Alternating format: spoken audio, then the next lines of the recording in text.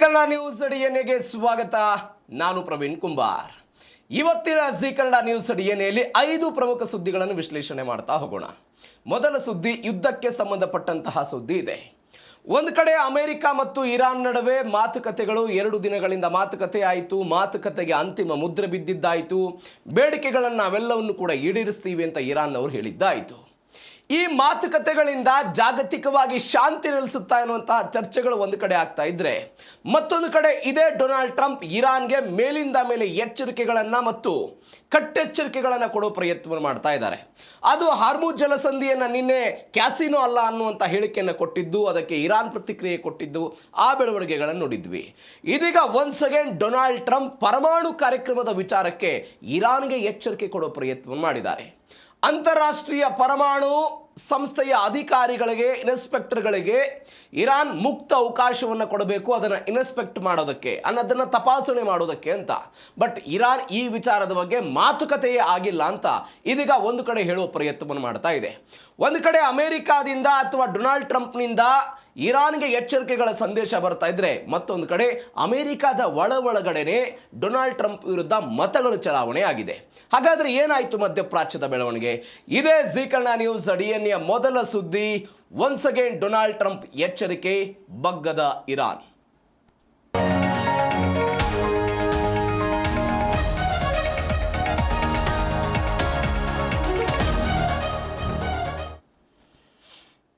ನಾವು ಮಾತನಾಡ್ತಾ ಇದ್ದೀವಿ ಅಮೆರಿಕ ಮತ್ತು ಇರಾನ್ಗೆ ಸಂಬಂಧಪಟ್ಟದ್ದಂಥ ಸುದ್ದಿ. ಏನಿದು? ಡೊನಾಲ್ಡ್ ಟ್ರಂಪ್ ಒಂದ್ ಕಡೆ ಅಕ್ಷರಶಃ ಇಕ್ಕಟ್ಟಿಗೆ ಸಿಕ್ಕಾಕೊಂಡಿದ್ದಾರೆ. ಹೆಂಗೆ ಇಕ್ಕಟ್ಟಿಗೆ ಸಿಕ್ಕಾಕೊಂಡಿರೋದು? ಒಂದು ಕಡೆ ಇರಾನ್ ಜೊತೆಗೆ ಮಾತುಕತೆ ಫಲಪ್ರದ ಅಂತ ಇದೆ ಡೊನಾಲ್ಡ್ ಟ್ರಂಪ್ ಹೇಳಿದ್ರು, ಸೈನ್ ಹಾಕಿದ್ರು, ಎಲ್ಲವೂ ಕೂಡ ಆಯಿತು. ಒನ್ಸ್ ಅಗೇನ್ ಇದೀಗ ದಾಳಿಯಾಗಬಹುದು ಎನ್ನುವಂಥ ಮುನ್ಸೂಚನೆಗಳು. ಟ್ರಂಪ್ ಮೊದಲೇ ಹೇಳಿಬಿಟ್ಟಿದ್ರು, ನನಗೆ ಮಾತುಕತೆ ಇಷ್ಟ ಆಗದೆ ಹೋದರೆ, ಇರಾನ್ ನನ್ನ ಮಾತನ್ನು ಕೇಳದೆ ಹೋದರೆ, ನನ್ನ ಬೇಡಿಕೆಗಳನ್ನ ಈಡೇರಿಸದೆ ಹೋದರೆ ನಾನು ಯಾವುದೇ ಕಾರಣಕ್ಕೂ ಬಾಂಬ್ ದಾಳಿಯನ್ನು ಮಾಡೋದಕ್ಕೆ ನಾನು ಹಿಂದೇಟು ಹಾಕೋದಿಲ್ಲ ಅಂತ ಮೊದಲೇ ಎಚ್ಚರಿಕೆಯನ್ನು ಡೊನಾಲ್ಡ್ ಟ್ರಂಪ್ ಕೊಟ್ಟಿದ್ರು. ಇದೀಗ ಅವರು ಹೇಳ್ತಿದ್ದಾರೆ, ಮುಂದಿನ 60 ದಿನಗಳಲ್ಲಿ ಅಂತಾರಾಷ್ಟ್ರೀಯ ಪರಮಾಣು ಸಂಸ್ಥೆಯ ಇನ್ಸ್ಪೆಕ್ಟರ್ಗಳಿಂದ, ಅಂದರೆ ಅಧಿಕಾರಿಗಳೇನಿದ್ದಾರೆ, ಆ ಅಧಿಕಾರಿಗಳೆಲ್ಲರೂ ಕೂಡ ಇರಾನ್ನ ನಂಟಾಜ್ ಆಗಿರ್ಬೋದು, ಇಸ್ಫಹಾನ್ ಆಗಿರ್ಬೋದು, ಬೇರೆ ಬೇರೆ ಪರಮಾಣು ಕೇಂದ್ರಗಳೇನಿದೆ ಅಲ್ಲೆಲ್ಲದೂ ಬಂದು ಕೂಡ ಅವರು ತಪಾಸಣೆ ಮಾಡಬೇಕು, ಇಲ್ಲದೇ ಇದ್ರೆ ದಾಳಿ ಅನ್ನುವಂಥ ಎಚ್ಚರಿಕೆ. ಹಾಗಾದ್ರೆ ಏನು ಹೇಳಿದ್ರು? ಡೀಟೇಲ್ಸ್ ನೋಡ್ತಾ ಹೋಗೋಣ. ಪರಮಾಣು ತಪಾಸಣೆಗೆ ಡೊನಾಲ್ಡ್ ಟ್ರಂಪ್ ಇದೀಗ ಡೆಡ್ ಲೈನ್ ಕೊಟ್ಟಿದ್ದಾರೆ. ಏನ್ ಡೆಡ್ ಲೈನು?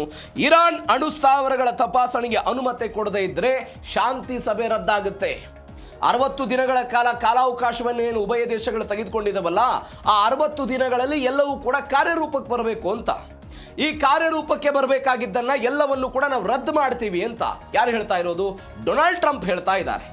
ಯಾವ ಕಾರಣಕ್ಕಾಗಿ? ಪರಮಾಣು ತಪಾಸಣೆ ಆಗಬೇಕು. ಪರಮಾಣು ತಪಾಸಣೆಗೆ ಇರಾನ್ ಈಗಾಗಲೇ ತಾತ್ವಿಕ ಒಪ್ಪಿಗೆ ಕೊಟ್ಟಿದೆ ಅಂತ ಡೊನಾಲ್ಡ್ ಟ್ರಂಪ್ ಹೇಳ್ತಾ ಇದ್ದಾರೆ.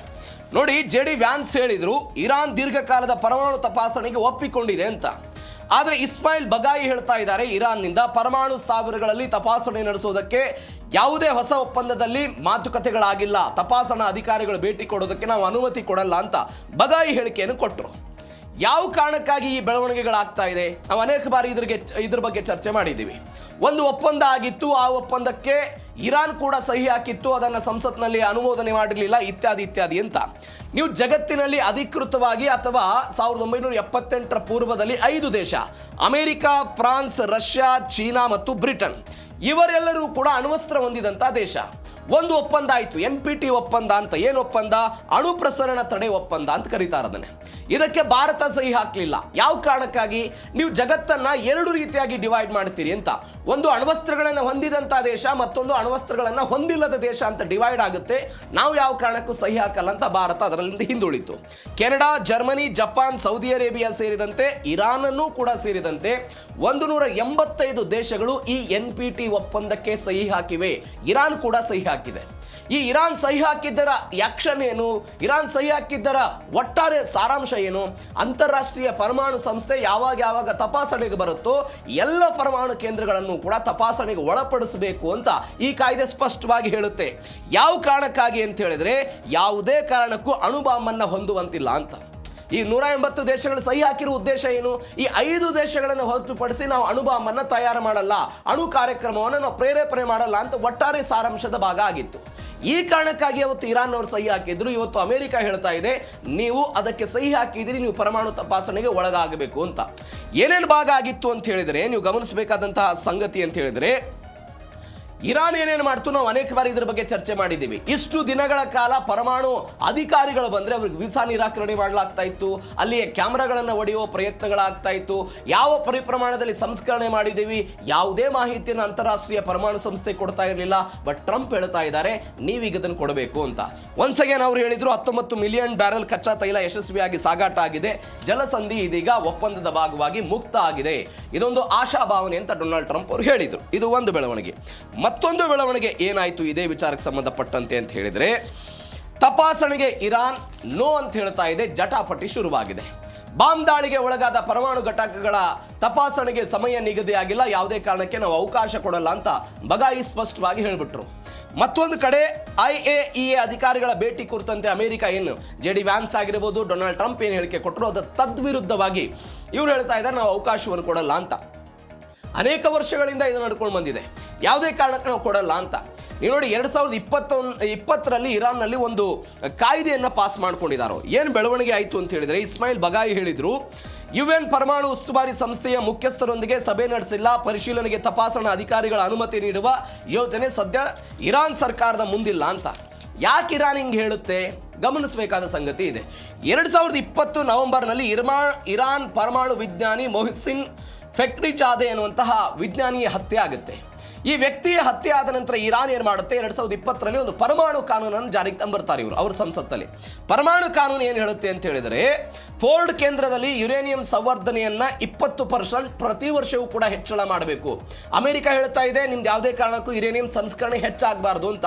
2020ರ ಪರಮಾಣು ಕಾನೂನು ಅವ್ರು ಮಾಡ್ಕೊಂಡಿದ್ದವ್ರು ಹೇಳ್ತಿದ್ದಾರೆ ಪ್ರತಿ ವರ್ಷ 20% ಜಾಸ್ತಿ ಆಗಬೇಕು. 120 kg ಸಂವರ್ಧಿತ ಯುರೇನಿಯಂ ಸಂಗ್ರಹ ಮಾಡೋದಕ್ಕೆ ನಾವು ಆದೇಶವನ್ನು ಕೊಡ್ತೀವಿ ಅಂತ ಕಾನೂನನ್ನು ಯಾರು ಮಾಡಿಕೊಂಡ್ರು? ಇರಾನ್ ಅವರು ಮಾಡಿಕೊಂಡ್ರು. ಇದೊಂದು ಪ್ಲಸ್ ಪಾಯಿಂಟ್. ಎರಡನೇ ಬೆಳವಣಿಗೆ ಏನು ಮಾಡಿಕೊಂಡ್ರು ಅವರು, ಇರಾನ್ ಬಳಿ ಇರುವಂತಹ ಹಳೆ ತಂತ್ರಜ್ಞಾನದ ಬದಲಾಗಿ ಹೊಸ ತಂತ್ರಜ್ಞಾನವನ್ನು ಬಳಕೆ ಮಾಡಿಕೊಂಡು ವೇಗವಾಗಿ ಯುರೇನಿಯಂ ಅನ್ನು ಸಂಸ್ಕರಣೆ ಮಾಡಬೇಕು ಅಂತ ಈ ಕಾನೂನಲ್ಲಿ ಹೇಳಾಯಿತು.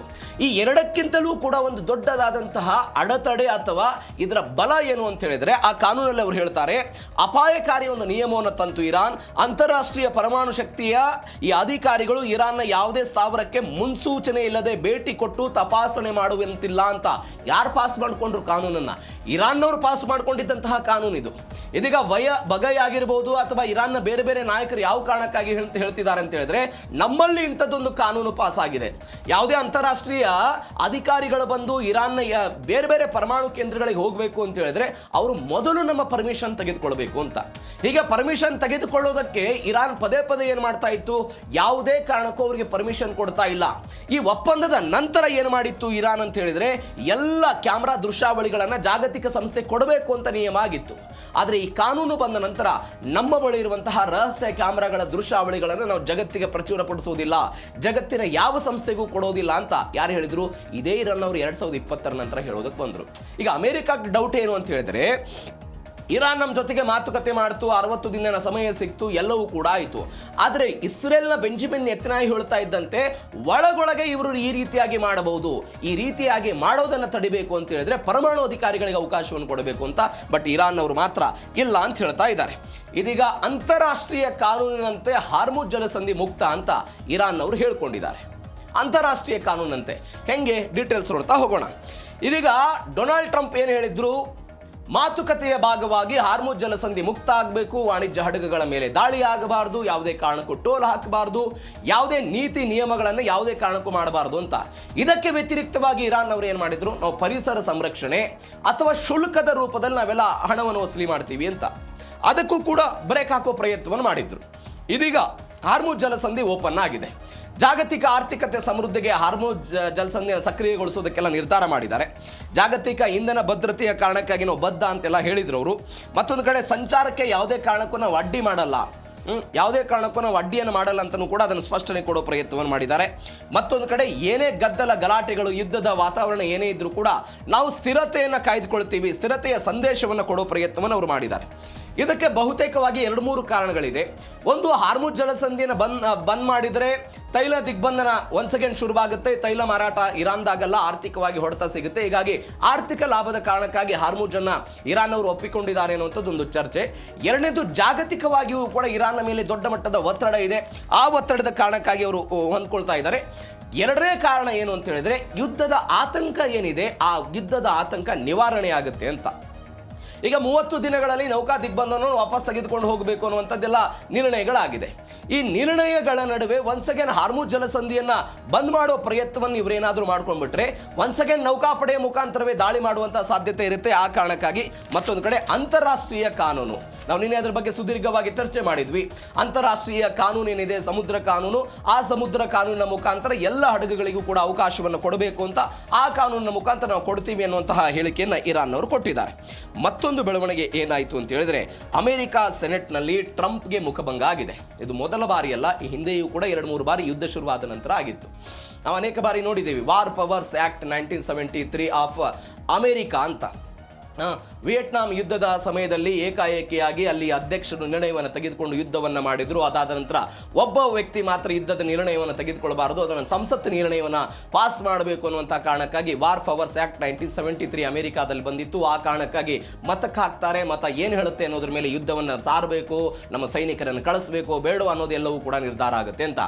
ಇದೀಗೇನು ಬೆಳವಣಿಗೆ ಆಯಿತು ಅಂತ ಹೇಳಿದ್ರೆ, Donald Trump once again Iran ಮೇಲೆ ದಾಳಿ ಮಾಡಬಹುದು ಎನ್ನುವಂಥ ಆತಂಕಗಳೆಲ್ಲ ಶುರುವಾದ ಮೇಲೆ ಇದೀಗ ಅಮೆರಿಕದ ಸೆನೆಟ್ನಲ್ಲಿ ಇರಾನ್ ವಿರುದ್ಧ ಮಿಲಿಟರಿ ಕಾರ್ಯಾಚರಣೆ ತಡೆಯುವಂತಹ ಯುದ್ಧ ಅಧಿಕಾರ ನಿರ್ಣಯ ಎನ್ನುವಂಥ ಒಂದು ಮತಕ್ಕೆ ಹಾಕಲಾಯಿತು. ಇದನ್ನು 50-48 ಮತಗಳ ಅಂತರದಿಂದ ಇದೆಲ್ಲ ಅಂಗೀಕಾರ ಆಯಿತು. ಪ್ರಮುಖವಾಗಿ ಗಮನಿಸಬೇಕಾದಂಥ ಸಂಗತಿ, ಈ ಹಿಂದೆಯೂ ಕೂಡ ಈ ಬೆಳವಣಿಗೆ ಆಗಿತ್ತು. ಡೊನಾಲ್ಡ್ ಟ್ರಂಪ್ ಅವರ ರಿಪಬ್ಲಿಕನ್ ಪಾರ್ಟಿಯ 4 ಪ್ರಮುಖ ಸೆನೆಟರ್ಗಳೆಲ್ಲ ಪಕ್ಷದ ನಿಲುವನ್ನು ಮೀರಿ ಟ್ರಂಪ್ ನಿರ್ಧಾರದ ವಿರುದ್ಧ ಎಲ್ಲ ಮತವನ್ನು ಚಲಾವಣೆ ಮಾಡಿದರು.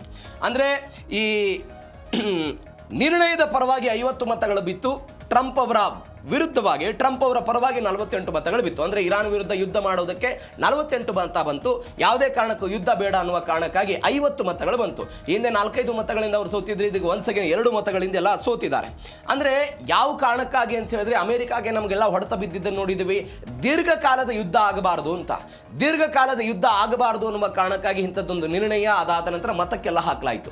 ಇದೀಗ ಇದನ್ನು ಶ್ವೇತಭವನ ಅಥವಾ ಡೊನಾಲ್ಡ್ ಟ್ರಂಪ್ ಏನು ಹೇಳ್ತಾ ಇದ್ದಾರೆ, ಈ ಎಲ್ಲ ಸೆನೆಟರ್ಗಳ ನಡೆ ಏನಿದೆ ಇದೆಲ್ಲವೂ ಕೂಡ ಅಸಂವಿಧಾನಿಕ, ಇದು ನನ್ನ ವಿರುದ್ಧ ಒಂದು ಪಿತೂರಿ ಮಾಡ್ತಾ ಇದ್ದಾರೆ ಎನ್ನುವಂತ ಹೇಳಿಕೆಗಳನ್ನು ಡೊನಾಲ್ಡ್ ಟ್ರಂಪ್ ಕೊಡೋ ಪ್ರಯತ್ನವನ್ನು ಮಾಡ್ತಾ ಇದ್ದಾರೆ. ಹಿಂದೆಯೂ ಕೂಡ ಅದೇ ರೀತಿಯಾಗಿ ಮಾತನಾಡಿದ್ರು.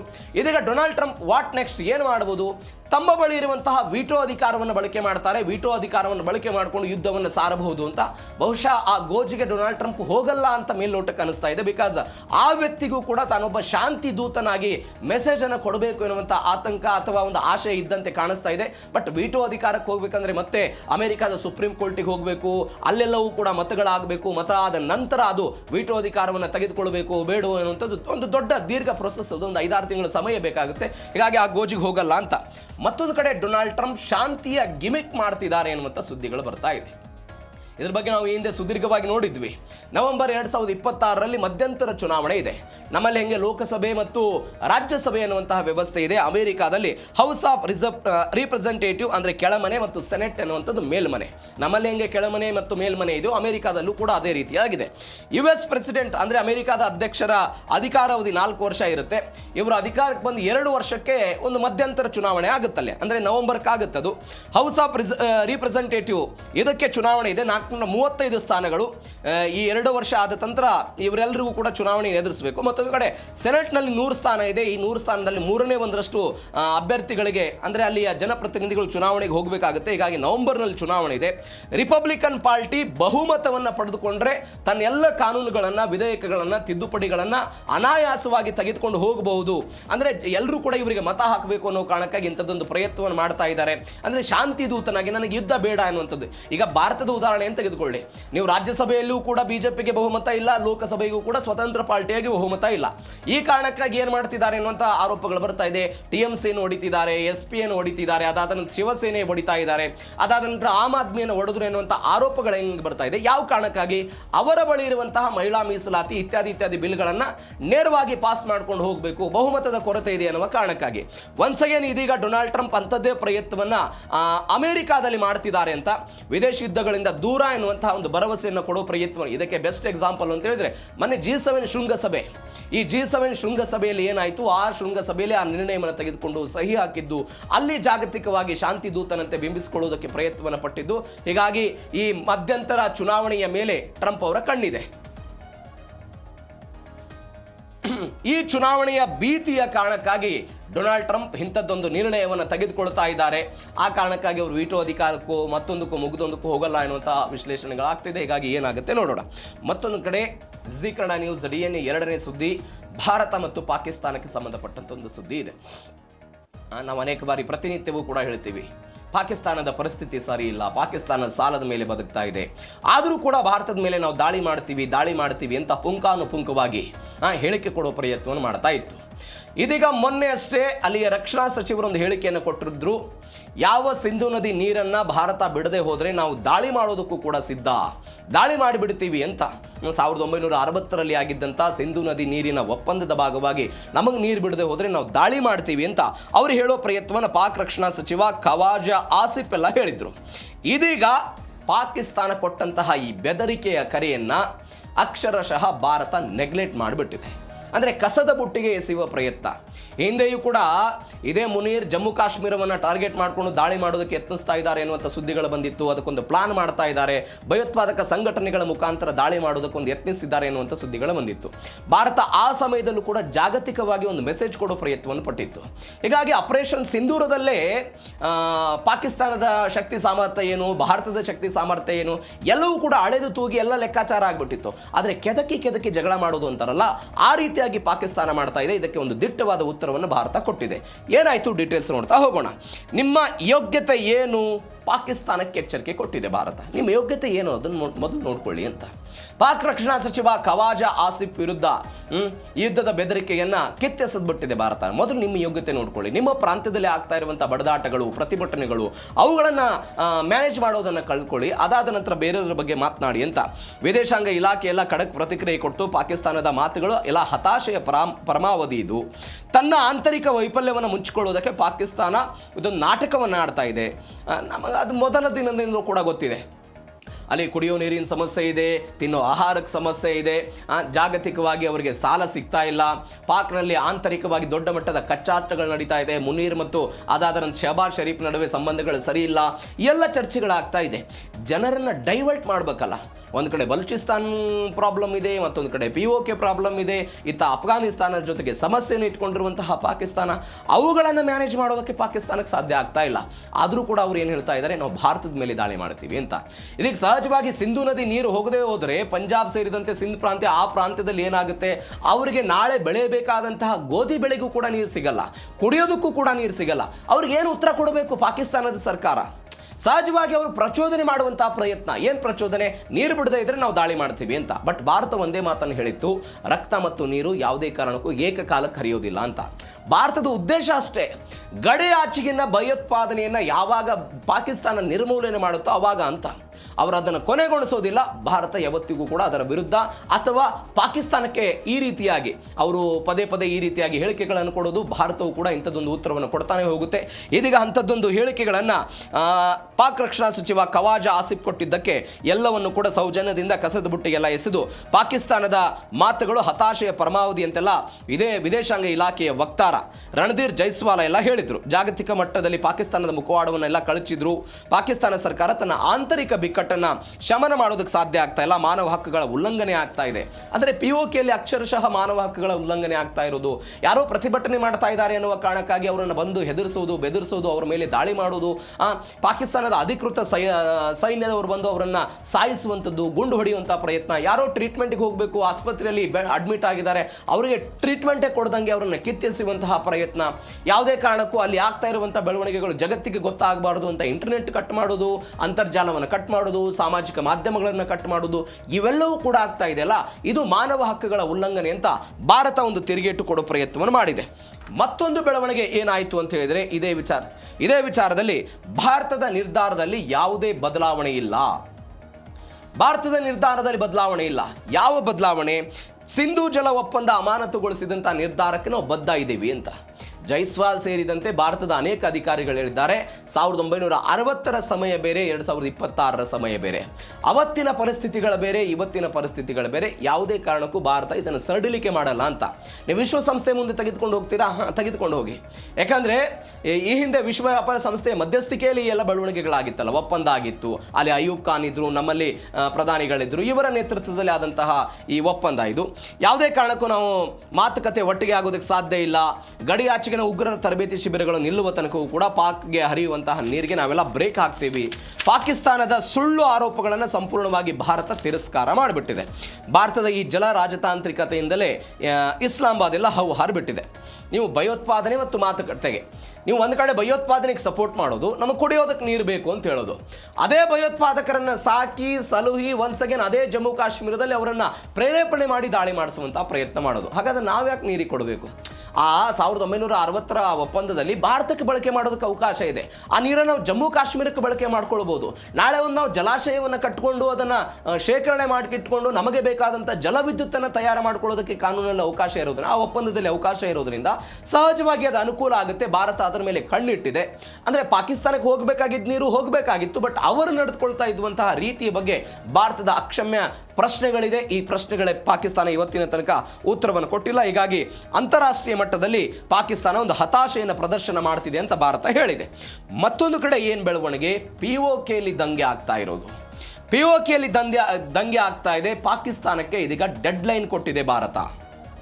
ಪಾಕ್ ಅಕ್ಯುಪೈಡ್ ಕಾಶ್ಮೀರದಲ್ಲಿ ಏನು ಪ್ರತಿಭಟನೆಗಳಾಗ್ತಾ ಇತ್ತು, ಪಾಕ್ ಅಕ್ಯುಪೈಡ್ ಕಾಶ್ಮೀರದಲ್ಲಿ ಏನು ಪ್ರತಿಭಟನೆ ಮಾಡ್ತಾ ಇದ್ದವರ ಮೇಲೆ ದಾಳಿಗಳಾಗ್ತಾ ಇತ್ತು, ಇದೀಗ ಅಲ್ಲಿ ದೊಡ್ಡ ಮಟ್ಟದ ಆಕ್ರೋಶ ಭುಗಿಲೆದ್ದಿದೆ. ಜಂಟಿ ಹವಾಮಿ ಕ್ರಿಯಾ ಸಮಿತಿಯಿಂದ ಅಸೀಂ ಮುನೀರ್ ಸೇನೆಗೆ ಅಂತಿಮ ಎಚ್ಚರಿಕೆ ಕೊಟ್ಟರು. ವಿದ್ಯುತ್ ದರ ಏರಿಕೆ, ಆಹಾರದ ಕೊರತೆ, ದಬ್ಬಾಳಿಕೆ ವಿರುದ್ಧ ಜನ ಎಲ್ಲ ರಣಕಹಳೆ ಮೊಳಗಿಸ್ತಾ ಇದ್ದಾರಲ್ಲಿ. ವಿದ್ಯುತ್ ದರ ಏರಿಕೆ ಆಗ್ತಾ ಇದೆ, ವಿದ್ಯುತ್ತನ್ನು ಬಳಕೆ ಮಾಡದೇ ಇದ್ದಾಗಲೂ ಕೂಡ ನಮಗೆ ಹೆಚ್ಚಿನ ದರ ಸಿಗ್ತಾ ಇದೆ, ಬಿಲ್ ಬರ್ತಾ ಇದೆ, ಅದರ ವಿರುದ್ಧ ಕ್ರಮ ಆಗಬೇಕು ಅಂತ ಹೇಳ್ತಾ ಇರೋದು. ಸಬ್ಸಿಡಿ ಗೋಧಿ ಹಿಟ್ಟು ಬೇಕು ಅಂತ ಅಲ್ಲಿಯ ಜನ ಪ್ರತಿಭಟನೆ ಮಾಡ್ತಾ ಇರೋದು. ಅವೆಲ್ಲವನ್ನ ತಡಿಬೇಕು ಅನ್ನೋ ಕಾರಣಕ್ಕಾಗಿ ಅಸೀಂ ಮುನೀರ್ ಪಾಕಿಸ್ತಾನದ ಅಧಿಕೃತ ಸೇನೆಯಿಂದ ಇಲ್ಲಿ ದಾಳಿ ಮಾಡಿಸುವಂತಹ ಪ್ರಯತ್ನಗಳನ್ನು ಮಾಡ್ತಾ ಇರೋದು. ಇದೆಲ್ಲವೂ ಕೂಡ POKಯಲ್ಲಿ ಆಗ್ತಾ ಇದೆ. ಅನೇಕ ವ್ಯಕ್ತಿಗಳು ಕೂಡ ಈಗಾಗಲೇ ಈ ಘಟನೆಯಲ್ಲಿ ಮೃತಪಟ್ಟಿದ್ದಾರೆ, ದಾಳಿಗಳಾಗಿವೆ. ಜನಸಾಮಾನ್ಯರನ್ನ, ಚಿಕ್ಕ ಮಕ್ಕಳನ್ನ ಟಾರ್ಗೆಟ್ ಮಾಡಿ ಎಲ್ಲ ಆಗ್ತಾ ಇರೋದು. ಇದೀಗ POK ಸಂಪೂರ್ಣ ಬಂದ್ ಮಾಡೋದಕ್ಕೆ ಪ್ರತಿಭಟನಾಕಾರರು ಕರೆ ಕೊಟ್ಟರು. ಈ ದೇಶ ನಮ್ಮದು, ಪಾಕ್ ಸೇನೆ ಹೊರ ನಡಿಬೇಕು ಅಂತ ಅಲ್ಲಿಯ ಕಾಶ್ಮೀರಿಗಳೆಲ್ಲ ಗುಡುಕ್ತಾ ಇದ್ದಾರೆ. ಇದೇನು ಮೊದಲಲ್ಲ ಅಲ್ಲಿ ಗುಡುಕ್ತಾ ಇರೋದು, ಅನೇಕ ಬಾರಿಯೂ ಕೂಡ ಹೇಳಿದ್ದಾರೆ. ನಾವು ಇದರ ಬಗ್ಗೆ ಸುದೀರ್ಘ ಚರ್ಚೆ ಮಾಡಿದ್ದೇವೆ. ಪಾಕಿಸ್ತಾನ ಇದಕ್ಕೊಂದು ಪ್ರತ್ಯೇಕ ಸಂವಿಧಾನ, ಪ್ರತ್ಯೇಕ ಕೋರ್ಟು, ಪ್ರತ್ಯೇಕ ಪ್ರಧಾನಮಂತ್ರಿಗಳು, ಪ್ರತ್ಯೇಕ ಮುಖ್ಯಮಂತ್ರಿಗಳು ಇವೆಲ್ಲ ಕೊಟ್ಟಾಗಲೂ ಕೂಡ ಆಡಳಿತವನ್ನು ಮಾತ್ರ ನಡೆಸುವ ಪ್ರಯತ್ನವನ್ನು ಮಾಡ್ತಾ ಇದೆ. ಆ ಆಡಳಿತದ ವಿರುದ್ಧ ಇದೀಗ POKಯ ಜನರ ಆಕ್ರೋಶ ಇದೆ. ಈಗ ಅದು ಒಂದು ಹಂತಕ್ಕೆ ಬಂದು ನಿಂತಿದೆ. ಮತ್ತೊಂದು ಕಡೆ POK ಜನರ ರಕ್ತ ಹರಿಸ್ತಾ ಇದೆ ಮುನೀರ್ ಸೈನ್ಯ. ಪ್ರತಿಭಟನೆ ತಡಿಬೇಕು ಅನ್ನೋ ಕಾರಣಕ್ಕಾಗಿ ರಕ್ತ ಹರಿಸ್ತಾ ಇದ್ದಾರೆ ಅವರು. ಪ್ರತಿಭಟನೆ ಹತ್ತಿಕ್ಕೋದಕ್ಕೆ ಇಂಟರ್ನೆಟ್ ಎಲ್ಲ ಬಂದ್ ಮಾಡಿದ್ರು. ಪ್ರತಿಭಟನಾಕಾರರ ಮೇಲೆ ಗುಂಡಿನ ದಾಳಿ ಆಗಿದೆ. 1500ಕ್ಕೂ ಹೆಚ್ಚು ಅಮಾಯಕ ನಾಯಕರನ್ನೆಲ್ಲ ಬಂಧಿಸಿಬಿಟ್ಟಿದ್ದಾರೆ. ನಾನು ಮೊದಲೇ ಹೇಳಿದೆ ಅವತ್ತು, ಯಾವುದೋ ಮಗು ಮನೆಯ ಒಳಗಡೆ ಕೂತಿತ್ತು. ಆ ಮಗುವಿಗೆ ಗೊತ್ತಿಲ್ಲ ಏನು ಘಟನೆ ಆಗ್ತಿದೆ ಅಂತ. ಇವರು ಹೊಡೆಯುವಂತಹ ಗುಂಡಿನೇಟು ಮಗುವಿಗೆ ತಗಲ್ತು, ಮಗು ಮೃತಪಡ್ತು. ಅನೇಕ ಜನ ಘಟನೆಯಲ್ಲಿ ಮೃತಪಟ್ಟರು. ಶಾಲೆಗೆ ಹೋಗ್ತಾ ಇದ್ರು, ಯಾವುದೋ ಮೇಲೆ ದಾಳಿ ಆಯಿತು. ಎಲ್ಲ ಬೆಳವಣಿಗೆಗಳಾಗ್ತಾ ಇದೆ. ಯಾರೋ ಪ್ರತಿಭಟನೆ ಮಾಡ್ತಾ ಇದ್ರು, ಸಮಾವೇಶ ಮಾಡ್ತಾ ಇದ್ರು. ಈ ಸಮಾವೇಶಕ್ಕೆ ಏಕಾಏಕಿಯಾಗಿ ದಾಳಿ ಮಾಡೋ ಪ್ರಯತ್ನವನ್ನು ಮಾಡಿದ್ರು. ದಾಳಿಯ ಭಾಗವಾಗಿ ಇದೀಗ 1500ಕ್ಕೂ ಹೆಚ್ಚು ಅಮಾಯಕ ನಾಗರಿಕರನ್ನೆಲ್ಲ ಬಂಧಿಸಿದ್ರು. ಆಹಾರ ಔಷಧಗಳ ಸರಬರಾಜನ್ನು ತಡೆದಿದ್ದಾರೆ. ಅದಾದ ನಂತರ ವಿಶ್ವಸಂಸ್ಥೆ ನಿರ್ಣಯಗಳನ್ನು ಕೂಡ ಗಾಳಿಗೆ ತೂರಿ ಮಿಲಿಟರಿ ಬಲ ಪ್ರದರ್ಶನ ಎಲ್ಲ ಆಗ್ತಿದೆ. POK ಜನರ ರಕ್ತ ಹರಿತಾ ಇರೋದನ್ನು ಜಗತ್ತೆಲ್ಲ ನೋಡ್ತಾ ಇದೆ ಅಂತ ಭಾರತ ಹೇಳ್ತಾ ಇದೆ. ಒನ್ಸಗೇನ್ ಇದ್ರ ಬಗ್ಗೆ ವಿಶ್ವಸಂಸ್ಥೆಯಲ್ಲಿ ಇವತ್ತು ಎಲ್ಲ ಹೇಳಲಾಗಿದೆ. POK ನಮ್ದು, ಒಂದಲ್ಲ ಒಂದು ದಿನ ನಾವು ಅದನ್ನು ಪಡೆದೇ ತೀರ್ತೀವಿ ಅಂತ. ಅತಿಕ್ರಮಣವಾಗಿ ಪಾಕಿಸ್ತಾನ ವಶಪಡಿಸಿಕೊಂಡಿದೆ. ನಾವು ಅದನ್ನು ತೆಗೆದುಕೊಳ್ತೀವಿ ಅಂತ ಹೇಳ್ತಾ ಇರೋದು. ಇದು ಒಟ್ಟಾರೆ ಪಾಕಿಸ್ತಾನ ಮತ್ತು ಭಾರತದ ನಡುವೆ ಆಗ್ತಾ ಇರುವಂತಹ ಬೆಳವಣಿಗೆಗಳ ಬಗ್ಗೆ ಆದಂತಹ ಸುದ್ದಿ. ಅಂದರೆ ಪಾಕಿಸ್ತಾನ ಇನ್ನು ಪದೇ ಪದೇ ಖ್ಯಾತೆ ತೆಗೆಯುವ ಪ್ರಯತ್ನ, ಆ ಖ್ಯಾತೆಗೆ ಭಾರತ ದಿಟ್ಟ ಉತ್ತರ ಕೊಡುವ ಪ್ರಯತ್ನವನ್ನು ವಿವಿಧ ಹಂತಗಳಲ್ಲಿ ಮಾಡ್ತಾ ಇದೆ. ಹೀಗಾಗಿ ಏನಾಗುತ್ತೆ ಕಾದ್ ನೋಡೋಣ. ಇನ್ನು ಜೀ ಕನ್ನಡ ನ್ಯೂಸ್ DNA 2ನೇ ಸುದ್ದಿ ಇದು. ಜೀ ಕನ್ನಡ ನ್ಯೂಸ್ DNA 3ನೇ ಪ್ರಮುಖ ಸುದ್ದಿ ಕರ್ನಾಟಕ ಮತ್ತು ತಮಿಳುನಾಡಿಗೆ ಸಂಬಂಧಪಟ್ಟಂತಹ ಸುದ್ದಿ. ನೋಡಿ, ಒಂದು ಕಡೆ ನಮಗೆ ಕುಡಿಯೋದಕ್ಕೆ ನೀರಿಲ್ಲ, ನಮ್ಮ ಬೆಳೆಗಳಿಗೆ ನೀರಿಲ್ಲ, ನಮ್ಮ ರೈತರೇ ಇವತ್ತು ಒದ್ದಾಡುವಂತಹ ಪರಿಸ್ಥಿತಿ.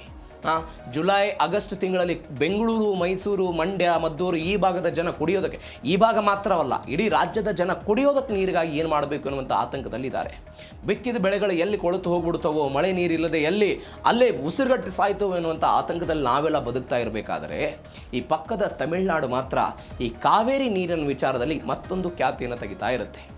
ನೋಡಿ, ಕರ್ನಾಟಕ ಮತ್ತು ತಮಿಳುನಾಡು ನಡುವೆ ಈ ಖ್ಯಾತೆಗಳು ಯಾವಾಗ ಶುರುವಾಗುತ್ತೆ ಅಂದರೆ ಯಾವಾಗ ಮಳೆ ಆಗೋದಿಲ್ಲವೋ ಅವಾಗೇ ಖ್ಯಾತೆ ಶುರುವಾಗುತ್ತೆ. ಇದು ಯಾವಾಗ ಸಮೃದ್ಧವಾಗಿ ಮಳೆ ಆಗುತ್ತಾ ಕರ್ನಾಟಕದಲ್ಲಿ ಯಾವುದೇ ಸಮಸ್ಯೆ ಇರಲ್ಲ. ನಮ್ಮಿಂದ ಹೆಚ್ಚು ನೀರು ತಮಿಳುನಾಡು ತೆಗೆದುಕೊಂಡಾಗಲೂ ಕೂಡ ನಿಮ್ಮಿಂದ ನಮಗೆ ಹೆಚ್ಚು ನೀರು ಬರ್ತಾ ಇದೆ ಅಂತ ತಮಿಳುನಾಡು ಯಾವತ್ತೂ ಹೇಳಲ್ಲ. ಆದರೆ ಕಡಿಮೆ ಸಿಕ್ಕಾಗ ಮಾತ್ರ ಅದನ್ನು ಮತ್ತೆ ಗೋಜು, ಗದ್ದಲ, ಅದ್ರ ಬಗ್ಗೆ ಕಾನೂನು ಹೋರಾಟ, ಕಮಿಟಿ ಮುಂದೆ ಹೋಗೋದು, ಕಮಿಟಿ ಎದುರುಗಡೆ ಸಭೆ ಮಾಡೋದು, ಕರ್ನಾಟಕ ನಮಗೆ ಅನ್ಯಾಯ ಮಾಡ್ತಿದೆ ಅಂತ ಹೇಳೋದು, ಅಂಥದ್ದೇ ಬೆಳವಣಿಗೆ ಆಗ್ತಾ ಇದೆ. ಕಾವೇರಿ ತೀರದ ಸುತ್ತಮುತ್ತಲಿನ ರೈತರು ಇವತ್ತು ಹನಿ ನೀರಿಗಾಗಿ ಒದ್ದಾಡ್ತಾ ಇದ್ದಾರೆ. ಒಂದು ಕಡೆ ಕಬಿನಿ, ಹೇಮಾವತಿ, KRS ಈ ಎಲ್ಲ ಜಲಾಶಯಗಳ ಮಟ್ಟ ಕುಸಿತ ಆಗ್ತಾ ಇದೆ. ನಾಳೆ ಬೆಂಗಳೂರಿಗೆ ಕುಡಿಯೋದಕ್ಕೆ ನೀರಿಗೆ ಏನು ಮಾಡಬೇಕು ಅಂತ ಈಗಾಗಲೇ BWSSB ಅವರು ಕಾವೇರಿ ನೀರು ಅವರಿಗೆಲ್ಲ ಪತ್ರವನ್ನು ಬರೆದು ನಮಗೆ ಈ ಪರಿಪ್ರಮಾಣ 9 TMC ನೀರು ಬೇಕು ಅಂತ ಈಗಾಗಲೇ ಪತ್ರವನ್ನು ಬರೆದಿದ್ದಾರೆ. ಆದರೆ ತಮಿಳುನಾಡು ಏನು ಹೇಳ್ತಾ ಇದೆ, ಜೂನ್ ತಿಂಗಳಲ್ಲಿ ನಮಗೆ ಬರಬೇಕಾದಂತಹ ನೀರನ್ನು ಕರ್ನಾಟಕ ಕೊಟ್ಟಿಲ್ಲ ಅಂತ. ನಿನ್ನೆ ಸಭೆ ಆಯ್ತಿದ್ದು ಪ್ರಾಧಿಕಾರದ ಎದುರುಗಡೆ, ಕಾವೇರಿ ನೀರು ನಿರ್ವಹಣಾ ಪ್ರಾಧಿಕಾರ ಅಂತಿದೆ. ಆ ನಿರ್ವಹಣಾ ಪ್ರಾಧಿಕಾರದ ಎದುರುಗಡೆ ಸಭೆ ಆಯಿತು. ಏನಿದು ಖ್ಯಾತೆ, ಯಾವ ಕಾರಣಕ್ಕಾಗಿ, ಕರ್ನಾಟಕದ ವಾದ ಏನು, ಡೀಟೇಲ್ಸ್ ನೋಡ್ತಾ ಹೋಗೋಣ. ಮಳೆ ಇಲ್ದಿದ್ರೂ ಕೂಡ ಕಾವೇರಿಗಾಗಿ ತಮಿಳುನಾಡು ಖ್ಯಾತಿಯನ್ನು ತೆಗೆದಿರೋದು. ಕಾವೇರಿ ನೀರು ನಿರ್ವಹಣಾ ಪ್ರಾಧಿಕಾರದ ಸಭೆಯಲ್ಲಿ ತಮಿಳುನಾಡು ಪಟ್ಟ ಹಿಡಿತು. ಏನಂತ, ಜೂನ್ ತಿಂಗಳಿಗೆ ನಮಗೆ ಹರಿಸಬೇಕಾದಂಥ ನೀರನ್ನು ಕರ್ನಾಟಕ ಹರಿಸಲಿಲ್ಲ. ಜುಲೈ ತಿಂಗಳಲ್ಲೂ ಕೂಡ 31.24 TMC ನೀರು ಬರಬೇಕು. ಆ ನೀರು ಮತ್ತು ಜೂನ್ನ 9 TMC ಸೇರಿ ಒಟ್ಟು 40 TMC ನೀರು ನಮಗೆ ಬೇಕು ಅಂತ ಯಾರು ಹೇಳ್ತಾ ಇರೋದು? ಇದೇ ತಮಿಳುನಾಡಿನ ಸರ್ಕಾರ ಹೇಳ್ತಾ ಇದೆ. ನಾವು ಅನೇಕ ಬಾರಿ ಹೇಳಿದ್ದೀವಿ, ತಮಿಳುನಾಡಲ್ಲಿ ಇವತ್ತು TVK ಇದೆ ಅನ್ನುವ ಕಾರಣಕ್ಕಾಗಿ ಅಂತಲ್ಲ, ಯಾವುದೇ ಸರ್ಕಾರ ಇದ್ದಾಗಲೂ ಕೂಡ ಇಂಥದ್ದೊಂದು ಪುನರಪಿ ಕರ್ನಾಟಕದ ವಿರುದ್ಧ ಹೋರಾಟ ಮಾಡೋ ಪ್ರಯತ್ನವನ್ನು ಅವರೆಲ್ಲ ಮಾಡ್ತಾ ಬಂದಿದ್ದನ್ನು ನಾವು ನೋಡಿದ್ವಿ. ಇದೀಗ ಒನ್ಸ್ ಅಗೇನ್ ತಮಿಳುನಾಡು ಸರ್ಕಾರ ಹೇಳ್ತಾ ಇದೆ, ಕರ್ನಾಟಕದಲ್ಲಿ ಮುಂಗಾರು ಮಳೆ ಕೊರತೆ ಇದೆ, ಬರದ ಛಾಯೆ ಆಗ್ತಾ ಇದೆ. ಇದೀಗ ಕಾವೇರಿ ನೀರು ನಿರ್ವಹಣಾ ಪ್ರಾಧಿಕಾರದಿಂದ ಸಭೆ ಆಯಿತು. ಜೂನ್ ತಿಂಗಳ ಪಾಲಿನ ನೀರನ್ನು ಕರ್ನಾಟಕ ನಮಗೆ ಹರಿಸಿಲ್ಲ. ಅಂದರೆ ಕಾವೇರಿ ಜಲ ವಿವಾದ ನ್ಯಾಯಮಂಡಳಿ ತೀರ್ಪು 2007 ಫೆಬ್ರವರಿ 5ನೇ ತಾರೀಕಿಗೆ ಒಂದು ತೀರ್ಪು ಕೊಟ್ಟಿತ್ತು.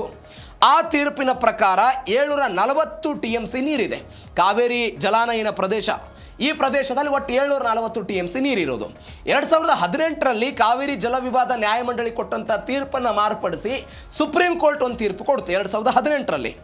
ಆ ಪೈಕಿ 740 TMCಯಲ್ಲಿ ಕರ್ನಾಟಕಕ್ಕೆ 284.75 TMC ಹಂಚಿಕೆ, ತಮಿಳುನಾಡಲ್ಲಿ 404.25 TMC ಹಂಚಿಕೆ, ಕೇರಳಕ್ಕೆ 30 TMC ಹಂಚಿಕೆ, ಪುದುಚೇರಿಗೆ 7 TMC ನೀರು ಹಂಚಿಕೆ ಆಗಬೇಕು. ಈ ತಮಿಳುನಾಡಿನ 404.25 TMC ನೀರು ಪೈಕಿ ಕರ್ನಾಟಕ ಬಿಡುವಂಥ 177 TMC ನೀರು ಸೇರಿಕೊಂಡಿದೆ. ಕರ್ನಾಟಕ ಬಿಟ್ಟಿರುವ ಬಿಳಿಗೊಂಡ್ಲು ಎನ್ನುವಂಥ ಒಂದು ಪ್ರದೇಶದಿಂದ ನಾವು ತಮಿಳುನಾಡಿಗೆ ನೀರು ಹರಿಸ್ತೀವಿ. ಅದನ್ನು ಸೇರಿಸಿದಾಗ ತಮಿಳುನಾಡಿಗೆ 404.25 TMC ನೀರು ಸಿಗುತ್ತೆ. ಇದೀಗ ಅವ್ರೇನು ಹೇಳ್ತಾ ಇದ್ದಾರೆ, ಜೂನ್ ತಿಂಗಳಲ್ಲಿ ಬಿಳಿಗೊಂಡ್ಲಿನಿಂದ ನಮಗೆ ಬರಬೇಕಾಗಿದ್ದಂಥ 9.19 TMC ನೀರನ್ನು ಅವರು ಬಿಟ್ಟಿಲ್ಲ. ಆದರೆ 9.19 TMCಯ ಪೈಕಿ ನಮಗೆ ಕೇವಲ ಸಿಕ್ಕಿರೋದು 2.6 TMC ಮಾತ್ರ ನೀರು ಹರಿದಿದೆ. 2.6 TMC ಮಾತ್ರ ನೀರು ಹರಿದಿದೆ. ಅಂದಾಜು ಸರಿಸುಮಾರು ಒಂದು 7 TMC ನೀರು ನಮಗೆ ಬಾಕಿ ಇದೆ. ಇದೀಗ ಜುಲೈ ತಿಂಗಳಲ್ಲೂ ಕೂಡ ನಾವು ಬಿಡಬೇಕಾಗಿದ್ದದ್ದೆಷ್ಟು, 31 TMC ನೀರನ್ನು ಬಿಡಬೇಕು. ಆ 31 TMC ಮತ್ತು ಕಳೆದ ಬಾರಿಯ 7 TMC ಸೇರಿಕೊಂಡ್ರೆ ಹೆಚ್ಚು ಕಡಿಮೆ 37-38 TMC ನೀರಾಗುತ್ತೆ. ಆ ನೀರನ್ನು ಅವರು ಬಿಡಬೇಕು ಅಂತ ಕಾವೇರಿ ನೀರು ನಿರ್ವಹಣಾ ಪ್ರಾಧಿಕಾರದ ಮುಂದೆ ಹೋಗಿದ್ದಾರೆ. ಇದಕ್ಕೆ ನಾವೇನು ಹೇಳ್ತಾ ಇದ್ದೀವಿ, ಮಳೆಯ ಕೊರತೆ ಆಗ್ತಾ ಇದೆ. ಮಳೆ ಸಮೃದ್ಧವಾಗಿದ್ದಾಗ ನಾವು ನೀರು ಬಿಟ್ಟಿದ್ದೇವೆ ತಮಿಳುನಾಡಿಗೆ. ಅವರಿಗೆ ಹರಿಸಬೇಕಾದಂಥ 177 TMCಗಿಂತಲೂ ಕೂಡ ಹೆಚ್ಚು ನೀರನ್ನು ನಾವು ತಮಿಳುನಾಡಿಗೆ ಬಿಟ್ಟಿದ್ದೇವೆ. ಇವತ್ತು ಮಳೆ ಕೊರತೆ ಆಗಿದೆ, ಒಳ ಹರಿವಿನ ನೀರಿನ ಪ್ರಮಾಣ ಕೊರತೆ ಆಗಿದೆ.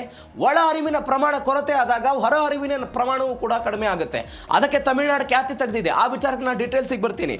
ಇದೀಗ ಏನಾಗ್ತಾ ಇದೆ ಅಂತ ಹೇಳಿದ್ರೆ, ಒಳ ಹರಿವಿನ ಪ್ರಮಾಣ ಕಡಿಮೆ ಆಗಿರೋ ಕಾರಣಕ್ಕಾಗಿ ನಮಗೆ ತಮಿಳುನಾಡಿಗೆ ನೀರು ಹರಿಸೋದಕ್ಕೆ ಸಾಧ್ಯವಿಲ್ಲದಂತಹ ಪರಿಸ್ಥಿತಿ ಬಂದಿದೆ. ಈ ವಿಚಾರವನ್ನು ತೆಗೆದುಕೊಂಡು ತಮಿಳುನಾಡು ಕರ್ನಾಟಕದ ವಿರುದ್ಧ ಒಂದು ಖ್ಯಾತೆ ತೆಗೆಯುವ ಪ್ರಯತ್ನವನ್ನು ಮಾಡ್ತಾ ಇದೆ.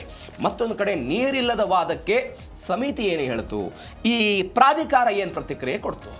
ವಾಡಿಕೆಯಷ್ಟು ಮಳೆ ಆಗದ ಕಾರಣ ಡ್ಯಾಮ್ಗಳಿಗೆ ಒಳಹರಿವು ಬರ್ತಾ ಇಲ್ಲ, ನೀರು ಬರ್ತಾ ಇಲ್ಲ. ಕುಡಿಯುವ ನೀರಿಗೆ ಆದ್ಯತೆಯನ್ನು ಕೊಡಬೇಕಾದಂತಹ ಅನಿವಾರ್ಯತೆ ಇದೆ. ನಮಗೆ ಅನೇಕ ಬಾರಿ ಇಂಥದ್ದೊಂದು ಬೆಳವಣಿಗೆ ಆಗಿದೆ, ಕುಡಿಯುವ ನೀರಿಗೆ ಅವಕಾಶವನ್ನು ಕೊಡಬೇಕು ಅಂತ. ನೀವು ಗಮನಿಸಿ, KRS ನಲ್ಲಿ 11.47 TMC ಇದೆ, ಕಬಿನಿಯಲ್ಲಿ 5.27 TMC ಇದೆ, ಹಾರಂಗಿಯಲ್ಲಿ 3.10 TMC ಇದೆ, ಹೇಮಾವತಿಯಲ್ಲಿ ಕೇವಲ 14.83 TMC ನೀರಿದೆ. ಇಷ್ಟು ನೀರನ್ನು ಇಟ್ಕೊಂಡು ನಾವು ಅವರಿಗೆ 177 TMC ನೀರು ಬಿಡಬೇಕಂತೆ. 177 TMC ನಮ್ಮ ಜಲಾಶಯಗಳೇ ನೀರಿಲ್ಲ. ಈಗಿರುವಂಥ ನೀರನ್ನು ನಾವು ಕುಡಿಯೋದಕ್ಕಾಗಿ ಬಳಸಬೇಕು. ಇದು ಒಂದು ಸಂಗತಿ. ಎರಡನೇ ಸಂಗತಿ, 2018-19ರಲ್ಲಿ ಕರ್ನಾಟಕ ತಮಿಳುನಾಡಿಗೆ 405 TMC ನೀರು ಹರಿಸಿದೆ. ನಾವು ಬಿಡಬೇಕಾಗಿದ್ದು ಕೇವಲ 177, 405 TMC, ಹೆಚ್ಚು ಕಡಿಮೆ 2-3 ಪಟ್ಟು ಹೆಚ್ಚು ಹರಿಸಿದ್ವಿ. 2019-20ರಲ್ಲಿ 275 TMC ಕೊಟ್ಟಿದ್ದೀವಿ. 2020-21ರಲ್ಲಿ 211 TMC ಕೊಟ್ಟಿದ್ದೀವಿ. 2022-23ರಲ್ಲಿ 668 TMC ಕೊಟ್ಟಿದ್ದೀವಿ. ಹೆಚ್ಚು ಕಡಿಮೆ 4-5 ಪಟ್ಟು ಜಾಸ್ತಿ ಆಯಿತು. 2023-24 ನಿಮಗೆಲ್ಲ ನೆನಪಾಗಿರ್ಬೋದು, ಕರ್ನಾಟಕದಲ್ಲಿ ಪ್ರತಿಭಟನೆಗಳಾಯಿತು, ಮಳೆ ಆಗಿರಲಿಲ್ಲ. 23ನೇ ಇಸ್ವಿಯಲ್ಲಿ ಕೇವಲ 81 TMC ನೀರನ್ನು ಕೊಟ್ಟಿವಿ ನಾವು. 24-25ರಲ್ಲಿ ಮಳೆ ಆಯಿತು, 361 TMC ನೀರು ಕೊಟ್ಟಿದ್ದೀವಿ. ಇದರ ಅರ್ಥ ನಮಗೆ ಯಾವಾಗೆಲ್ಲ ಮಳೆ ಆಗಿದೆಯೋ, ಮಳೆಯಾದಂತಹ ಸಮಯದಲ್ಲಿ ನಾವೆಲ್ಲ ಸಮೃದ್ಧವಾಗಿ ತಮಿಳುನಾಡಿಗೆ ನೀರು ಕೊಟ್ಟಿದ್ದೇವೆ. ಆದರೆ ಮಳೆಯಾದಂತಹ ಸಮಯದಲ್ಲಿ ಏನು ಮಾಡಬೇಕು? ಇದೀಗ ಅದನ್ನು ಅವರು ಹೇಳ್ತಾ ಇದ್ದಾರೆ, ಕಾದು ನೋಡೋಣ ಅನ್ನುವ ತಂತ್ರ. ಹಾಗಾದರೆ ಕರ್ನಾಟಕಕ್ಕೆ ಮುಂದಿರುವಂತಹ ಏನಿರುವಂತಹ ಆಯ್ಕೆ ನೀವು ನೋಡಿ, ಸಂಕಷ್ಟದ ವರ್ಷ ಅಂತ ಕರೀತಾರೆ ಇದನ್ನು, ಸಂಕಷ್ಟದ ವರ್ಷ ಅಂತ. ಇದೀಗ ಮಳೆ ಕೊರತೆ ಆದಂತಹ ಸಮಯದಲ್ಲಿ 177 TMC ನೀರನ್ನು ನಾವೇನು ಹಂಚಿಕೆ ಮಾಡಬೇಕು, ಕೊಡಬೇಕು ಅವರಿಗೆ. ಅದನ್ನು ಕಡಿಮೆ ಮಾಡೋದಕ್ಕೆ ಏನಾದರೂ ಅವಕಾಶಗಳಿದೆಯಾ? ಅದರ ಬಗ್ಗೆ ಪ್ರಾಧಿಕಾರದ ಮುಂದೆ ಕರ್ನಾಟಕ ಸರ್ಕಾರ ತನ್ನ ಸ್ಪಷ್ಟ ನಿಲುವನ್ನು ಕೊಡಬೇಕಾಗಿದೆ. ನಮ್ಮ ಬಳಿ ನೀರಿಲ್ಲ, ಕುಡಿಯೋದಕ್ಕೆ ನಮಗೆ ನೀರಿನ ಅವಶ್ಯಕತೆ ಇದೆ, ಹೀಗಾಗಿ ತಮಿಳುನಾಡಿಗೆ ನಮಗೆ ಬಿಡೋದಕ್ಕೆ ಸಾಧ್ಯ ಇಲ್ಲ ಅಂತ ನಮ್ಮ ವಾದವನ್ನು ಮಾಡಿ ಒಂದು ಸಂಕಷ್ಟ ಹಂಚಿಕೆ ಸೂತ್ರವನ್ನು ಮಾಡಿಕೊಳ್ಬೇಕಾದಂಥ ಅನಿವಾರ್ಯತೆ ಇದೆ. ಆ ಅನಿವಾರ್ಯತೆಯನ್ನು ಹೆಂಗೆ ತೆಗೆದುಕೊಂಡು ಹೋಗ್ತಾರೆ ಅನ್ನೋದನ್ನು ನೋಡೋಣ. ಮತ್ತೊಂದು ಕಡೆ AIADMK ವಿಜಯ್ ಅವರ ವಿರುದ್ಧ ಕಿಡಿಕಾರು ಬಿಟ್ಟಿದೆ. AIADMK ಯಾವ ಕಾರಣಕ್ಕಾಗಿ?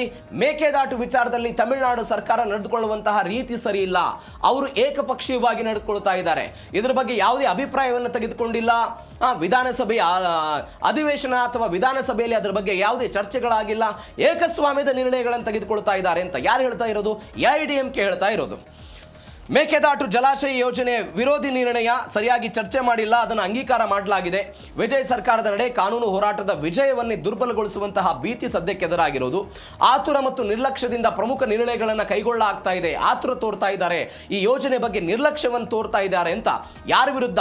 CM ವಿಜಯ್ ಅವರ ವಿರುದ್ಧ ಎಲ್ಲ ಆಕ್ರೋಶವನ್ನು ಹೊರಹಾಕಿದ್ದಾರೆ. ಇದು ಒಂದು ಬೆಳವಣಿಗೆ. ಮತ್ತೊಂದು ಬೆಳವಣಿಗೆ ಏನು ಅಂತ ಹೇಳಿದರೆ, ಕರ್ನಾಟಕದ ವಿರುದ್ಧ ತಮಿಳುನಾಡು ಸರ್ಕಾರ ಒಂದು ವಿಚಿತ್ರ ಆರೋಪ ಮಾಡಿದೆ, ಒಂದು ವಿಚಿತ್ರ ಆರೋಪವನ್ನು ಮಾಡಿರೋದು. ಇದು AIADMK CM ವಿಜಯ್ ವಿರುದ್ಧ ಕಿಡಿಕಾರಿರೋದಾದರೆ, ವಿಚಿತ್ರ ಆರೋಪ ಏನು ಮಾಡ್ತು? ಫೆಬ್ರವರಿಯಿಂದ ಮೇವರೆಗೆ ಕರ್ನಾಟಕ ಹೆಚ್ಚು ನೀರನ್ನು ಬಳಕೆ ಮಾಡಿಕೊಂಡಿದೆ, ಆ ನೀರು ಕಡಿಮೆ ಆಗೋದಕ್ಕೆ ಅವರೇ ಕಾರಣ, ನಾವು ಕಾರಣ ಅಲ್ಲ ಅಂತ ಅವರು ಹೇಳ್ತಾ ಇದ್ದಾರೆ. ಏನದು ತಮಿಳುನಾಡು ಹೇಳ್ತಾ ಇರೋದು? ಕಾವೇರಿ ನಿಯಮಾವಳಿಗಳ ಪ್ರಕಾರ ಫೆಬ್ರವರಿಯಿಂದ ಮೇ ತಿಂಗಳ ತನಕ ಬೇಸಿಗೆ ಅವಧಿಯಲ್ಲಿ ಪ್ರತಿ ತಿಂಗಳು ನಾವು ಎಷ್ಟು ಬಿಡಬೇಕು ಅವರಿಗೆ? 2.25 ಇಂದ 2.5 TMC ನೀರನ್ನು ನಾವು ಕೃಷಿಗಾಗಿ ಬಳಕೆ ಮಾಡ್ಕೊಳ್ಬೋದು, ಪರಿಸರದ ವಿಚಾರಕ್ಕಾಗಿ ನಾವೆಲ್ಲ ಬಳಕೆ ಮಾಡ್ಕೋಬೇಕು. ಬಟ್ ಈ 4 ತಿಂಗಳ ಅವಧಿಗಳಲ್ಲಿ KRS, ಹೇಮಾವತಿ, ಕಪಿಲಾ ಎಲ್ಲವೂ ಕಾರಣಕ್ಕಾಗಿ ನಾವು ಬೇಸಿಗೆ ಸಮಯ ಇರುತ್ತೆ, ನಮ್ಮಲ್ಲಿ ಬೇಸಿಗೆ ಸಮಯ ಇರುತ್ತೆ, ಬೇಸಿಗೆಯ ಕಾರಣಕ್ಕಾಗಿ ಆ ನೀರನ್ನು ನಾವು ಮಾತ್ರ ಬಳಕೆ ಮಾಡ್ಕೊಂಡಿದ್ದೀವಿ ಅಂತ ಕರ್ನಾಟಕ ಹೇಳ್ತಾ ಇರೋದು. ಮತ್ತೊಂದು ಕಡೆ ಏನು ಹೇಳ್ತಾ ಇತ್ತು ಕರ್ನಾಟಕ? ನಾವು ಈ ನೀರನ್ನು ಕುಡಿಯುವ ಯೋಜನೆಗೆ ಮಾತ್ರ, ಕುಡಿಯುವ ನೀರಿಗಾಗಿ ಮಾತ್ರ ಇದನ್ನು ನಾವು ಬಳಕೆ ಮಾಡ್ಕೊಂಡಿದ್ದೀವಿ, ಅನ್ಯ ಉದ್ದೇಶಗಳಿಗಾಗಿ ನಾವು ಬಳಕೆಯನ್ನು ಮಾಡಿಕೊಂಡಿಲ್ಲ ಅಂತ. ಮತ್ತೊಂದು ಕಡೆ ಈ ನೀರಿನ ಬಳಕೆಯಿಂದ ಈ ನೀರಿನ ಪ್ರಮಾಣ ಕಡಿಮೆ ಆಗಿಲ್ಲ, ಮಳೆಯ ಅಭಾವ ಇರುವ ಕಾರಣಕ್ಕಾಗಿ ಮತ್ತು ಒಳಹರಿವಿನ ಪ್ರಮಾಣ ಕಡಿಮೆ ಇರುವ ಕಾರಣಕ್ಕಾಗಿ ನಮ್ಮ 4 ಜಲಾಶಯಗಳಲ್ಲಿ ನೀರು ಖಾಲಿಯಾಗಿದೆ ಅಂತ ಕರ್ನಾಟಕ ಒಂದು ವಾದವನ್ನು ಮಾಡುವ ಪ್ರಯತ್ನವನ್ನು ಮಾಡಿತು. ಹೀಗಾಗಿ ಮುಂಗಾರು ಮತ್ತು ಹಿಂಗಾರಿನ ಸಮಯದಲ್ಲೂ ಕೂಡ ನಮಗೆ ನಿರೀಕ್ಷಿತವಾಗಿ ಮಳೆ ಆಗಿಲ್ಲ, ಒಳಹರಿವಿನ ಕಡಿಮೆ ಆಗಿದೆ ಅಂತ ಹೇಳಿದ್ದಾರೆ. ನೋಡಿ, 1991ರಲ್ಲಿ ಬಂಗಾರಪ್ಪನವರು ಕರ್ನಾಟಕದ ಮುಖ್ಯಮಂತ್ರಿ ಆಗಿದ್ದರು. ಆಸ್ ಇಟ್ ಈಸ್ ಹಿಂಗೆ ಆಗಿತ್ತು. ಆವತ್ತು ಕೂಡ ಕೋರ್ಟ್ನಿಂದ ಆದೇಶ ಬಂದಿತ್ತು, ಕರ್ನಾಟಕ ತಮಿಳುನಾಡಿಗೆ ನೀರನ್ನು ಬಿಡಬೇಕು ಅಂತ. ಅದರ ವಿರುದ್ಧ ಬಂಗಾರಪ್ಪನವರು ಸಿಡಿದಿದ್ರು. 2012ರಲ್ಲಿ ಜಗದೀಶ್ ಶೆಟ್ಟರ್ ರಾಜ್ಯದ ಮುಖ್ಯಮಂತ್ರಿ ಆಗಿದ್ರು, ಒಂದ್ಸಲ ಅಂತದ್ದೇ ಬಂತು, ಅದರ ವಿರುದ್ಧ ಹೋರಾಟ ಪ್ರಯತ್ನ. ಸಿದ್ದರಾಮಯ್ಯನವರು 2016ರಲ್ಲಿ ಮುಖ್ಯಮಂತ್ರಿ ಆಗಿದ್ದಂತಹ ಸಮಯದಲ್ಲಿ ಇಂಥದ್ದೊಂದು ಪರಿಸ್ಥಿತಿ ಆಗಿತ್ತು. 2023ರಲ್ಲಿ ಕರ್ನಾಟಕದಲ್ಲಿ ಕಾಂಗ್ರೆಸ್ ಸರ್ಕಾರ ಅಧಿಕಾರಕ್ಕೆ ಬಂದು ಸಿದ್ದರಾಮಯ್ಯನವರು ಮುಖ್ಯಮಂತ್ರಿ ಆದಂತಹ ಸಮಯದಲ್ಲಿ ಆಗಸ್ಟ್ ಮತ್ತು ಸೆಪ್ಟೆಂಬರ್ ಮುಂಗಾರಿನ ಈ ಕೊರತೆ ಆಗಿತ್ತು ನಮ್ಮಲ್ಲಿ. ಅವತ್ತು ಕಾವೇರಿ ನಿರ್ವಹಣಾ ಪ್ರಾಧಿಕಾರ ಹೇಳಿತ್ತು 5,000 ಕ್ಯೂಸೆಕ್ ನೀರನ್ನು ತಮಿಳುನಾಡಿಗೆ ಪ್ರತಿನಿತ್ಯ ಕರ್ನಾಟಕ ಬಿಡಬೇಕು, 5,000 ಕ್ಯೂಸೆಕ್ ನೀರು. ಅವತ್ತು ಕೂಡ ಕರ್ನಾಟಕದಲ್ಲಿ ಕುಡಿಯೋದಕ್ಕೆ ಇರಲಿಲ್ಲ. ನಿಮ್ಗೆ 2023 ಪ್ರತಿಭಟನೆಗಳೆಲ್ಲ ನೆನಪಿದೆ. ಅವತ್ತು ಕರ್ನಾಟಕದಲ್ಲಿ ಮಂಡ್ಯದ ರೈತರು ಪ್ರತಿಭಟನೆ ಮಾಡಿದ್ರು, ಯಾವುದೇ ಕಾರಣಕ್ಕೂ ನೀರನ್ನು ಬಿಡಬಾರದು, ಇದಕ್ಕೆ ಪರ್ಯಾಯವಾಗಿ ಏನಾಗಬೇಕು, ಮೇಕೆದಾಟು ಯೋಜನೆ ಆಗಬೇಕು ಅಂತ ಕರ್ನಾಟಕ ಹೇಳ್ತಾ ಇರೋದು. ಇದರರ್ಥ ನಾನು ಆವಾಗಲೇ ಹೇಳಿದೆ 600 TMC ಬಿಟ್ಟಿದ್ದೀವಿ, 700 TMC ಬಿಟ್ಟಿದ್ದೀವಿ, 300 TMC ಬಿಟ್ಟಿದ್ದೀವಿ ಅಂತ. ಕರ್ನಾಟಕದ ವಾದ ಏನು, ಹೀಗೆ ಎಕ್ಸ್ಟ್ರಾ ಹರಿದು ನೀರು ತಮಿಳುನಾಡನ್ನು ಸೇರಿಕೊಂಡು ಅದಾದ ನಂತರ ಅರಬ್ಬಿ ಸಮುದ್ರ ಏನು ಸೇರ್ತಾ ಇದೆ, ಹೀಗೆ ಎಕ್ಸ್ಟ್ರಾ ಹೋಗುವಂಥ ನೀರನ್ನು ನಾವು ಮೇಕೆದಾಟು ಆಣೆಕಟ್ಟನ್ನು ಮುಟ್ಕೊಂಡು ಅದನ್ನು ಸ್ಥಾಪನೆ ಮಾಡ್ಕೊಂಡು ಅದರಲ್ಲಿ ನಾವು ನೀರನ್ನು ಸಂಗ್ರಹ ಮಾಡ್ತೀವಿ ಅಂತ. ಅದಕ್ಕೂ ಕೂಡ ಖ್ಯಾತಿ ತೆಗಿತಾ ಇದೆ ತಮಿಳುನಾಡು. ಮಳೆ ಆಗದೇ ಇದ್ದಾಗ ನೀರು ಬಿಡದೇ ಇದ್ರೂ ಕೂಡ ಖ್ಯಾತೆ, ನೀರನ್ನು ಶೇಖರಣೆ ಮಾಡ್ಕೊಳ್ತೀವಿ ಅಂದ್ರೂ ಕೂಡ ತಮಿಳುನಾಡಿನ ಖ್ಯಾತೆ ಇದೆ. ಇದರ ವಿರುದ್ಧ ಅನೇಕ ಮುಖ್ಯಮಂತ್ರಿಗಳೆಲ್ಲ ಹೋರಾಟ ಮಾಡಿರೋದು. ಹಾಗಾದರೆ ಕರ್ನಾಟಕದ ಮುಂದಿರುವ ಸವಾಲುಗಳೇನು, ಏನು ಸವಾಲುಗಳಿದೆ? ನಾನು ಅವಾಗಲೇ ಹೇಳ್ತಾ ಇದ್ದೆ, ಬೆಂಗಳೂರು, ಮೈಸೂರು, ಮಂಡ್ಯ, ಬೇರೆ ಬೇರೆ ಜಿಲ್ಲೆಗಳು ಕಾವೇರಿ ನೀರಿನ ಮೇಲೆ ಭಾರಿ ಡಿಪೆಂಡೆನ್ಸಿ ಇದ್ದಾರೆ. ಒಂದು ಕಡೆ ಬರಗಾಲದ ಛಾಯೆ ಇದೆ, ಮತ್ತೊಂದು ಕಡೆ ನೆರೆ ರಾಜ್ಯದ ಕಾನೂನು ಸಮರ ನಡೀತಾ ಇದೆ. ಇವೆರಡನ್ನೂ ಕೂಡ ಒಟ್ಟಿಗೆ ಕರ್ನಾಟಕ ಫೇಸ್ ಮಾಡಬೇಕಾಗಿತ್ತು. ನಾವು ನಿನ್ನೆಯೂ ಕೂಡ ಚರ್ಚೆ ಮಾಡ್ತಾ ಇದ್ವಿ, ಕರ್ನಾಟಕ ಮತ್ತು ತಮಿಳುನಾಡಿನ ನಡುವೆ ಈ ಕಾವೇರಿ ವಿಚಾರ, ಈ ಥರ ಬರಗಾಲ ಬಂದಾಗ ಹಿಂಗೊಂದು ಸಮಸ್ಯೆ ಶುರುವಾಗುತ್ತೆ. ಈ ಹೋರಾಟಕ್ಕೆ, ಈ ಪ್ರತಿಭಟನೆಗೆ ನಾವು ಒನ್ಸ್ ಅಗೇನ್ ಸಾಕ್ಷಿ ಆಗಬೇಕು ಅಂತ. ನಿಮಗೆಲ್ಲ ನೆನಪಿರಬೇಕು, 2003-4 ಸಮಯದಲ್ಲಿ SM ಕೃಷ್ಣ ಕರ್ನಾಟಕದ ಮುಖ್ಯಮಂತ್ರಿ ಆಗಿದ್ದರು. ವಿಪರೀತ ಬರಗಾಲ ಬಂದಿತ್ತು. ಅವತ್ತು ಕೂಡ ಕೋರ್ಟ್ನಿಂದ ಆದೇಶ ಬಂತು, ಇಷ್ಟು ಪ್ರಮಾಣದಲ್ಲಿ ತಮಿಳುನಾಡಿಗೆ ಕರ್ನಾಟಕ ಸರ್ಕಾರ ಎಟ್ಟೆನಿ ಕಾಸ್ಟ್ ನೀರು ಹರಿಸಬೇಕು ಅಂತ. ಕೋರ್ಟಿನ ಆದೇಶವನ್ನು ಉಲ್ಲಂಘನೆ ಮಾಡಿದ್ರು ಯಾರು? SM ಕೃಷ್ಣ, ರಾಜ್ಯದ ಮುಖ್ಯಮಂತ್ರಿ ಆಗಿದ್ರು. ಕೋರ್ಟ್ನ ಆದೇಶವನ್ನು ಉಲ್ಲಂಘನೆ ಮಾಡಿ ಒಂದೇ ಒಂದು ಹನಿ ನೀರು ಬಿಡಲ್ಲ ಅಂತ ಹೇಳಿದ್ರು ಅವರು. ಒಂದೇ ಒಂದು ಹನಿ ನೀರು ಬಿಡಲ್ಲ, ಯಾವುದೇ ಕಾರಣಕ್ಕೂ ನಾವು ಬಿಡಲ್ಲ ಅಂತ ಹೇಳಿದರು. ಅದಾದ ನಂತರ ಕೋರ್ಟ್ ಇದ್ರ ಬಗ್ಗೆ ತಕರಾರ ಆಯಿತು. ಅದಾದ ನಂತರ ಕ್ಷಮೆ ಕೇಳಿ ಇಲ್ಲೇ ಬೆಂಗಳೂರಿನಿಂದ ಹಿಡಿದು KRS ತನಕ ದೊಡ್ಡ ಮಟ್ಟದ ಪಾದಯಾತ್ರೆ ಆಗಿತ್ತು, ಅದರ ವಿರುದ್ಧ ಹೋರಾಟಗಳಾಗಿತ್ತು. ಅಂದರೆ SM ಕೃಷ್ಣ ಅಂಥದ್ದೊಂದು ಗಟ್ಟಿ ನಿರ್ಧಾರವನ್ನು ಮಾಡಿದ್ರು. ನೀವು ಗಮನಿಸಬೇಕಾದ ಸಂಗತಿ ಅಂತ ಹೇಳಿದ್ರೆ, BWSSB 9.56 TMC ನೀರನ್ನು ನಮಗೆ ಬೇಕು, ಕಾಯ್ದಿರಿಸಿ ಅಂತ ಈಗಾಗಲೇ ಪತ್ರವನ್ನು ಬರೆದಿರೋದು. ನಮಗೆ ಬೆಂಗಳೂರಿಗೆ ನೀರು ಬೇಕಾಗಿದೆ. ನೀವು ಗಮನಿಸಬೇಕಾದ ಸಂಗತಿ ಅಂತ ಹೇಳಿದ್ರೆ, ಜೂನ್ನಲ್ಲಿ 9.19 TMC, ಜುಲೈನಲ್ಲಿ 31 TMC, ಆಗಸ್ಟ್ನಲ್ಲಿ 45 TMC ಬಿಡಬೇಕು ನಾವು, ಸೆಪ್ಟೆಂಬರ್ ತಿಂಗಳಲ್ಲಿ 36 TMC ನೀರನ್ನು ಬಿಡಬೇಕಾದಂಥ ಅನಿವಾರ್ಯತೆ ಇದೆ. ಅಂದರೆ ಮುಂದೆ ಹೆಂಗೆ ಹೆಚ್ಚಾಗ್ತಾ ಹೋಗುತ್ತೆ, ಮಳೆಗಾಲದ ಕಾರಣಕ್ಕಾಗಿ ತಮಿಳುನಾಡಿಗೆ ನಮ್ಮ ನೀರಿನ ಹರಿವಿನ ಪ್ರಮಾಣವು ಕೂಡ ಜಾಸ್ತಿ ಆಗ್ತಾ ಹೋಗಬೇಕು. 35 TMC ಆಗಬೇಕು, 40 TMC ಆಗಬೇಕು ಸೆಪ್ಟೆಂಬರ್ ತಿಂಗಳಿಗೆ. ಒಂದು ವೇಳೆ ಮಳೆ ಕೊರತೆ ಉಂಟಾಗ್ತಾ ಹೋದರೆ ಕರ್ನಾಟಕ ಏನು ಮಾಡುತ್ತೆ, ಇದನ್ನು ಹೆಂಗೆ ತೆಗೆದುಕೊಂಡು ಹೋಗ್ತಾರೆ, ಕಾನೂನಾತ್ಮಕವಾಗಿ ಹೆಂಗೆ ಹೋರಾಟ ಮಾಡ್ತಾರೆ, ಕಾದು ನೋಡೋಣ ಕಾಂಗ್ರೆಸ್ ಸರ್ಕಾರದ ಡಿಸಿಷನ್ ಏನಾಗುತ್ತೆ ಅಂತ. ಇದು ಜೀ ಕನ್ನಡ ನ್ಯೂಸ್ DNA 3ನೇ ಸುದ್ದಿ. 4ನೇ ಸುದ್ದಿಗೆ ಹೋಗೋ ಮೊದಲು ಒಂದು ಸ್ಮಾಲ್ ಬ್ರೇಕ್ನ ಸಮಯ. ಬ್ರೇಕ್ ಮುಗಿಸ್ಕೊಂಡು ವಾಪಸ್ ಬರ್ತೀನಿ.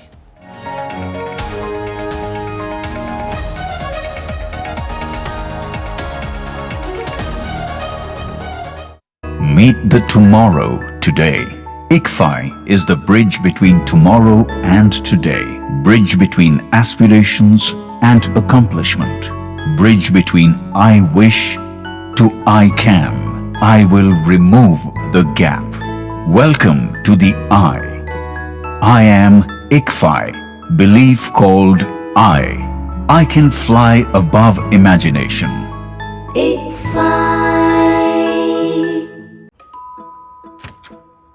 ರೀನು, ಇಷ್ಟು ವರ್ಷಗಳ ನಂತರ ಆದ್ರೆ ಈಗ್ಲೂ ಕಾಲೇಜ್ ಸ್ಟೂಡೆಂಟ್ ತರಾನೇ ಕಾಣ್ತಿದ್ದಿ. ಹೇಗೆ? ಹೌದಾ ಚಿನ್ನ? ಮತ್ತೆ ನಿನ್ನ ನಗು ಇಷ್ಟು ಸುಂದರವಾಗಿರೋದು ಹೇಗೆ? ಸಂತೂರ್. ಓ, ಹೊಸ ಆಫರ್. ಈಗ 3 ಸಂತೂರ್ನೊಂದಿಗೆ ಕೋಲ್ಗೇಟ್ ಫ್ರೀ.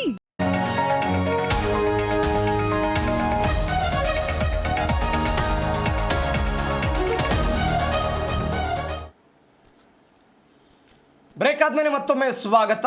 4ನೇ ಸ್ಟೋರಿ. ಇಡೀ ನಾಗರಿಕ ಸಮಾಜ ಅಕ್ಷರಶಃ ತಲೆ ತಗ್ಗಿಸುವಂತಹ ಘಟನೆ. ನಮ್ಮಲ್ಲಿ ಒಂದು ಮಾತಿದೆ, ತಾಯಿಗಿಂತ ಬಂಧುವಿಲ್ಲ, ಉಪ್ಪಿಗಿಂತ ರುಚಿ ಇಲ್ಲ ಅಂತ. ತಾಯಿಯ ಸಂಬಂಧಕ್ಕೆ ಅಷ್ಟು ಬೆಲೆ ಇದೆ. ತಂದೆ ತಾಯಿ ಅಂತ ಹೇಳಿದರೆ ದೇವರ ಸ್ವರೂಪ ಅಂತ. ಆ ಮರ್ಯಾದೆ ಇದೆ ನಮ್ಮಲ್ಲೆಲ್ಲ ಭಾರತೀಯ ಸಂಸ್ಕೃತಿಯಲ್ಲಿ.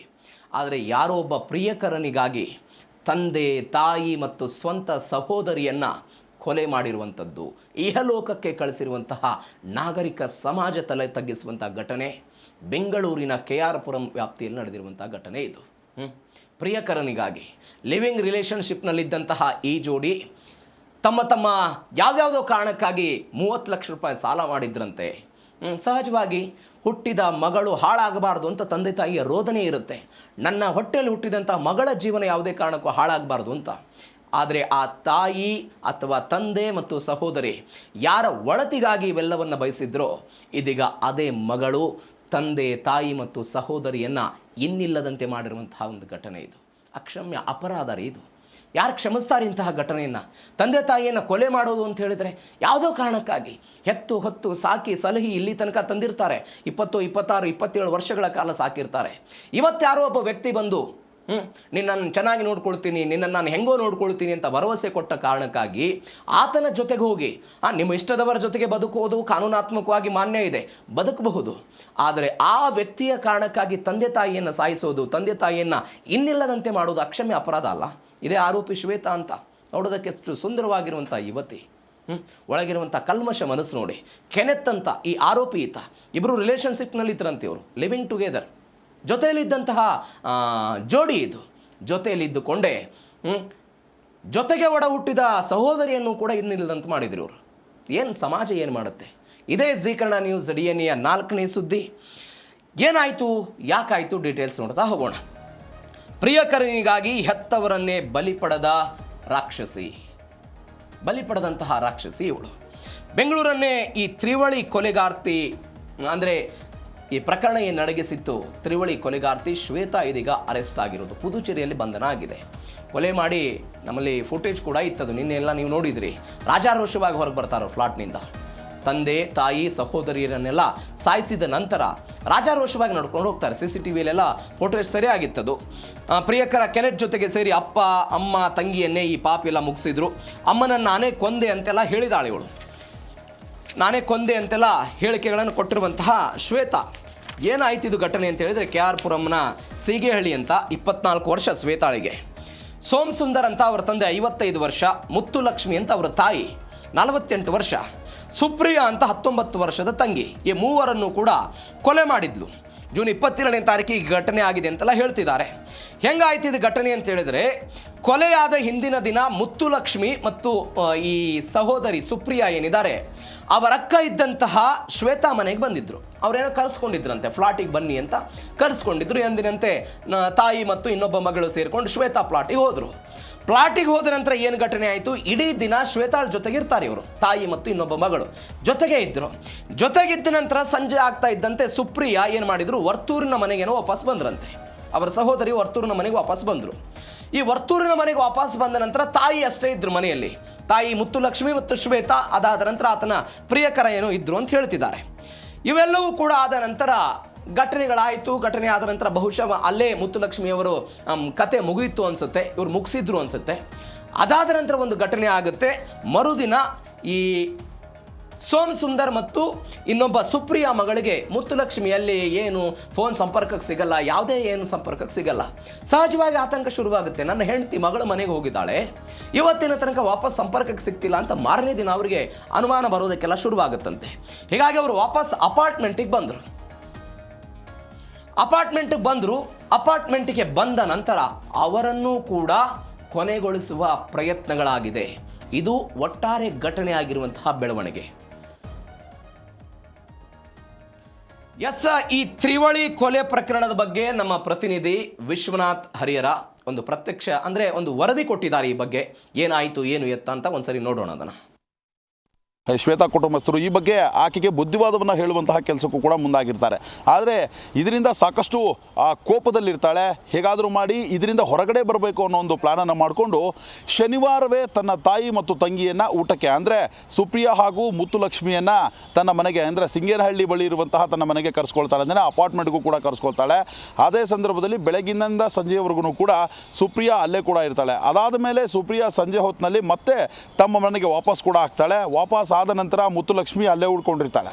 ಆದರೆ ಮರುದಿನ ಈ ಸೋಮ್ ಸುಂದರ್ ಆಗಿರಬಹುದು ಮತ್ತು ಸುಪ್ರಿಯಾ ಆಗಿರಬಹುದು, ಶ್ವೇತಾ ಹಾಗೂ ತನ್ನ ತಾಯಿಗೆ ಅಂದರೆ ಮುತ್ತುಲಕ್ಷ್ಮಿಗೆ ಕರೆ ಮಾಡುವಂತಹ ಪ್ರಯತ್ನವನ್ನು ಮಾಡ್ತಾರೆ. ಯಾವುದೇ ರೀತಿಯಲ್ಲೂ ಕೂಡ ಸಂಪರ್ಕ ಕೂಡ ಸಿಕ್ಕಿರೋದಿಲ್ಲ. ಹೀಗಾಗಿ ಅನುಮಾನಗೊಂಡಂತಹ ಸೋಮ್ ಸುಂದರ್ ಮತ್ತು ಸುಪ್ರಿಯಾ ಏನಿದ್ದಾರೆ ಮನೆ ಬಳಿ ಬರ್ತಾರೆ. ಮಳೆಯ ಬಳಿ ಬಂದಂತಹ ಸಂದರ್ಭದಲ್ಲಿ ಈಗ ಅದಾಗಲೇ ಶನಿವಾರ ಅಥವಾ ಭಾನುವಾರ ಬೆಳಗ್ಗೆನೇ ಮುತ್ತುಲಕ್ಷ್ಮಿಯ ಹತ್ಯೆ ಮಾಡಿದ್ದಾರೆ ಅನ್ನೋದು ಗಂಭೀರ ಆರೋಪ ಕೂಡ ಈ ಆರೋಪಿಗಳ ಮೇಲೆ ಇರುವಂಥದ್ದು. ಅಂದರೆ ಆಕೆಯನ್ನು ಹತ್ಯೆಯನ್ನು ಮಾಡಿ ತದನಂತರ ಆ ಬ್ಲಡ್ಡನ್ನು ಕಂಪ್ಲೀಟಾಗಿ ಒರೆಸೋ ಮುಖಾಂತರವಾಗಿ ಈ ಒಂದು ಬಾಡಿಯನ್ನು ವಾಶ್ರೂಮ್ನಲ್ಲಿ ಬಚ್ಚಿಟ್ಟಿದ್ರು ಅನ್ನೋ ಒಂದು ಅನುಮಾನಗಳು ಕೂಡ ಪೊಲೀಸರಲ್ಲಿದೆ. ಯಾವಾಗ ಸೋಮಸುಂದರ್ ಹೋಗಿ ಪ್ರಶ್ನೆಯನ್ನು ಮಾಡ್ತಾರೋ ಮತ್ತು ಸುಪ್ರಿಯಾ ಪ್ರಶ್ನೆಯನ್ನು ಮಾಡ್ತಾರೋ ಅದೇ ಸಂದರ್ಭದಲ್ಲಿ ಪ್ರಿಯತಮ ಕೆನತ್ ಕೂಡ ಅಲ್ಲಿರ್ತಾನೆ. ಇದೇ ವೇಳೆ ಏನೂ ಆಗೋದಿಲ್ಲ, ಒಳಗಡೆ ಬಾ, ಏನೂ ಸಮಸ್ಯೆ ಆಗಿಲ್ಲ ಅನ್ನೋ ಒಂದು ಆ್ಯಂಗಲಲ್ಲಿ ಆಕೆ ಶ್ವೇತಾ ಏನಿದ್ದಾಳೆ ಸುಪ್ರಿಯಾಳನ್ನು ಒಳಗಡೆ ಕರ್ಕೊಳ್ತಾಳೆ. ಒಳಗಡೆ ಕರ್ಕೊಂಡು ಆಕೆಯನ್ನು ಗಟ್ಟಿಯಾಗಿ ಹಿಡ್ಕೊಳ್ತಾಳೆ. ಅದೇ ಸಂದರ್ಭದಲ್ಲಿ ತನ್ನ ಬಳಿ ಇದ್ದಂತಹ ಚಾಕುವಿನಿಂದ ಕೂಡ ಸ್ಟ್ಯಾಬ್ ಮಾಡ್ತಾಳೆ. ಸ್ಟ್ಯಾಬ್ ಮಾಡಿದಂತಹ ಸಂದರ್ಭದಲ್ಲಿ ಸೋಮಸುಂದರ್ ಕೂಡ ಆಕೆಯನ್ನು ಅಂದರೆ ಈ ಒಂದು ಕೃತ್ಯದಿಂದ ತಪ್ಪಿಸೋದಕ್ಕೂ ಕೂಡ ಮುಂದಾಗ್ತಾರೆ. ಅದೇ ಸಂದರ್ಭದಲ್ಲಿ ಅಲ್ಲೇ ಇದ್ದಂತಹ ಈ ಕೆನತ್ ಆಗಿರ್ಬೋದು ಮತ್ತು ಶ್ವೇತಾ ಆಗಿರ್ಬೋದು ಆ ಸೋಮಸುಂದರ್ಗೂ ಕೂಡ ಚಾಕುವಿನಿಂದ ಇರಿದಿರುವಂಥದ್ದು. ಆತ ತೀವ್ರ ರಕ್ತಸ್ರಾವ ಆಗಿ ಸೆಕ್ಯೂರಿಟಿ ಗಾರ್ಡ್ ಬಳಿ ಬರ್ತಾನೆ. ಅದೇ ಸಂದರ್ಭದಲ್ಲಿ ಏನಾಯಿತು ಅಂತ ವಿವರಣೆಯನ್ನು ಕೂಡ ಕೊಡ್ತಾನೆ. 112ಗೆ ಕರೆ ಹೋಗುತ್ತೆ ಸೆಕ್ಯೂರಿಟಿ ಗಾರ್ಡ್ನಿಂದ. 112 ಸಿಬ್ಬಂದಿ ಬಂದು ಆಸ್ಪತ್ರೆಗೆ ಆತನನ್ನು ಸೇರಿಸುವಂತಹ ಒಂದು ಸನ್ನಿವೇಶವೂ ಕೂಡ ನಡೆಯುತ್ತೆ. ಆದರೆ ಆಸ್ಪತ್ರೆಯಲ್ಲಿ ತೀವ್ರ ರಕ್ತಸ್ರಾವದಿಂದ ಆತ ಮೃತಪಟ್ಟಿರುವಂಥದ್ದು. ಆತ ಮೃತಪಡೋದಕ್ಕೂ ಮುಂಚೆ ಕೆಲವೊಂದು ಮಾತುಗಳನ್ನು ಕೂಡ, ಅಂದರೆ ತನ್ನ ಮಗಳ ಅಟ್ಟಹಾಸ ಹೇಗಿತ್ತು, ಯಾವ ರೀತಿಯಾಗಿ ಹತ್ಯೆಯನ್ನು ಮಾಡಿದ್ಲು, ಯಾವ ಎಸ್ ನೀವು ಕೇಳಿಸ್ಕೊಂಡ್ರಿ ಹೆಂಗೆ ಘಟನೆ ಆಯ್ತಿದು. ಊಟಕ್ಕೆ ಕರೆಸ್ಕೊಂಡು ಅದಾದ ನಂತರ ಹತ್ಯೆ ಆಗಿರೋ ಬಗ್ಗೆ. ಊಟಕ್ಕೆ ಕರೆದು ಉಸಿರು ತೆಗೆದಂತಹ ಮಗಳು, ಯಾರೋ ಹೆತ್ತ ತಂದೆ ತಾಯಿ ಗಂಡನ ಮನೆಗೋ ಅಥವಾ ಮಗಳ ಮನೆಗೆ ಬರ್ತಾರೆ ಅಂದರೆ ಸಂಭ್ರಮದ ವಾತಾವರಣ ಇರುತ್ತೆ. ಖುಷಿಯಿಂದ ಹೋಗ್ತಾರೆ ತಂದೆ ತಾಯಿ ನನ್ನ ಮಗಳನ್ನು ನೋಡಬೇಕು ಅಂತ. ಅದೇ ಊಟಕ್ಕೆ ಕರೆದು ಇದೀಗ ಜೀವವನ್ನೇ ತೆಗೆದಿರುವಂತಹ ಆರೋಪ. 30 ಲಕ್ಷವನ್ನು ಸಾಲ ಮಾಡ್ಕೊಂಡಿದ್ದಂತೆ ಶ್ವೇತಾ. 30 ಲಕ್ಷ ರೂಪಾಯಿ ಸಾಮಾನ್ಯದ ದುಡ್ಡಲ್ಲ, 30 ಲಕ್ಷ ರೂಪಾಯಿ ಸಾಲ ಇತ್ತು. ಪ್ರಿಯಕರ ಕೆನೆತ್ ಜೊತೆಗೆ ಲಿವ್ ಇನ್ ರಿಲೇಷನ್ಶಿಪ್ನಲ್ಲಿದ್ಲು ಹಂತಕಿ.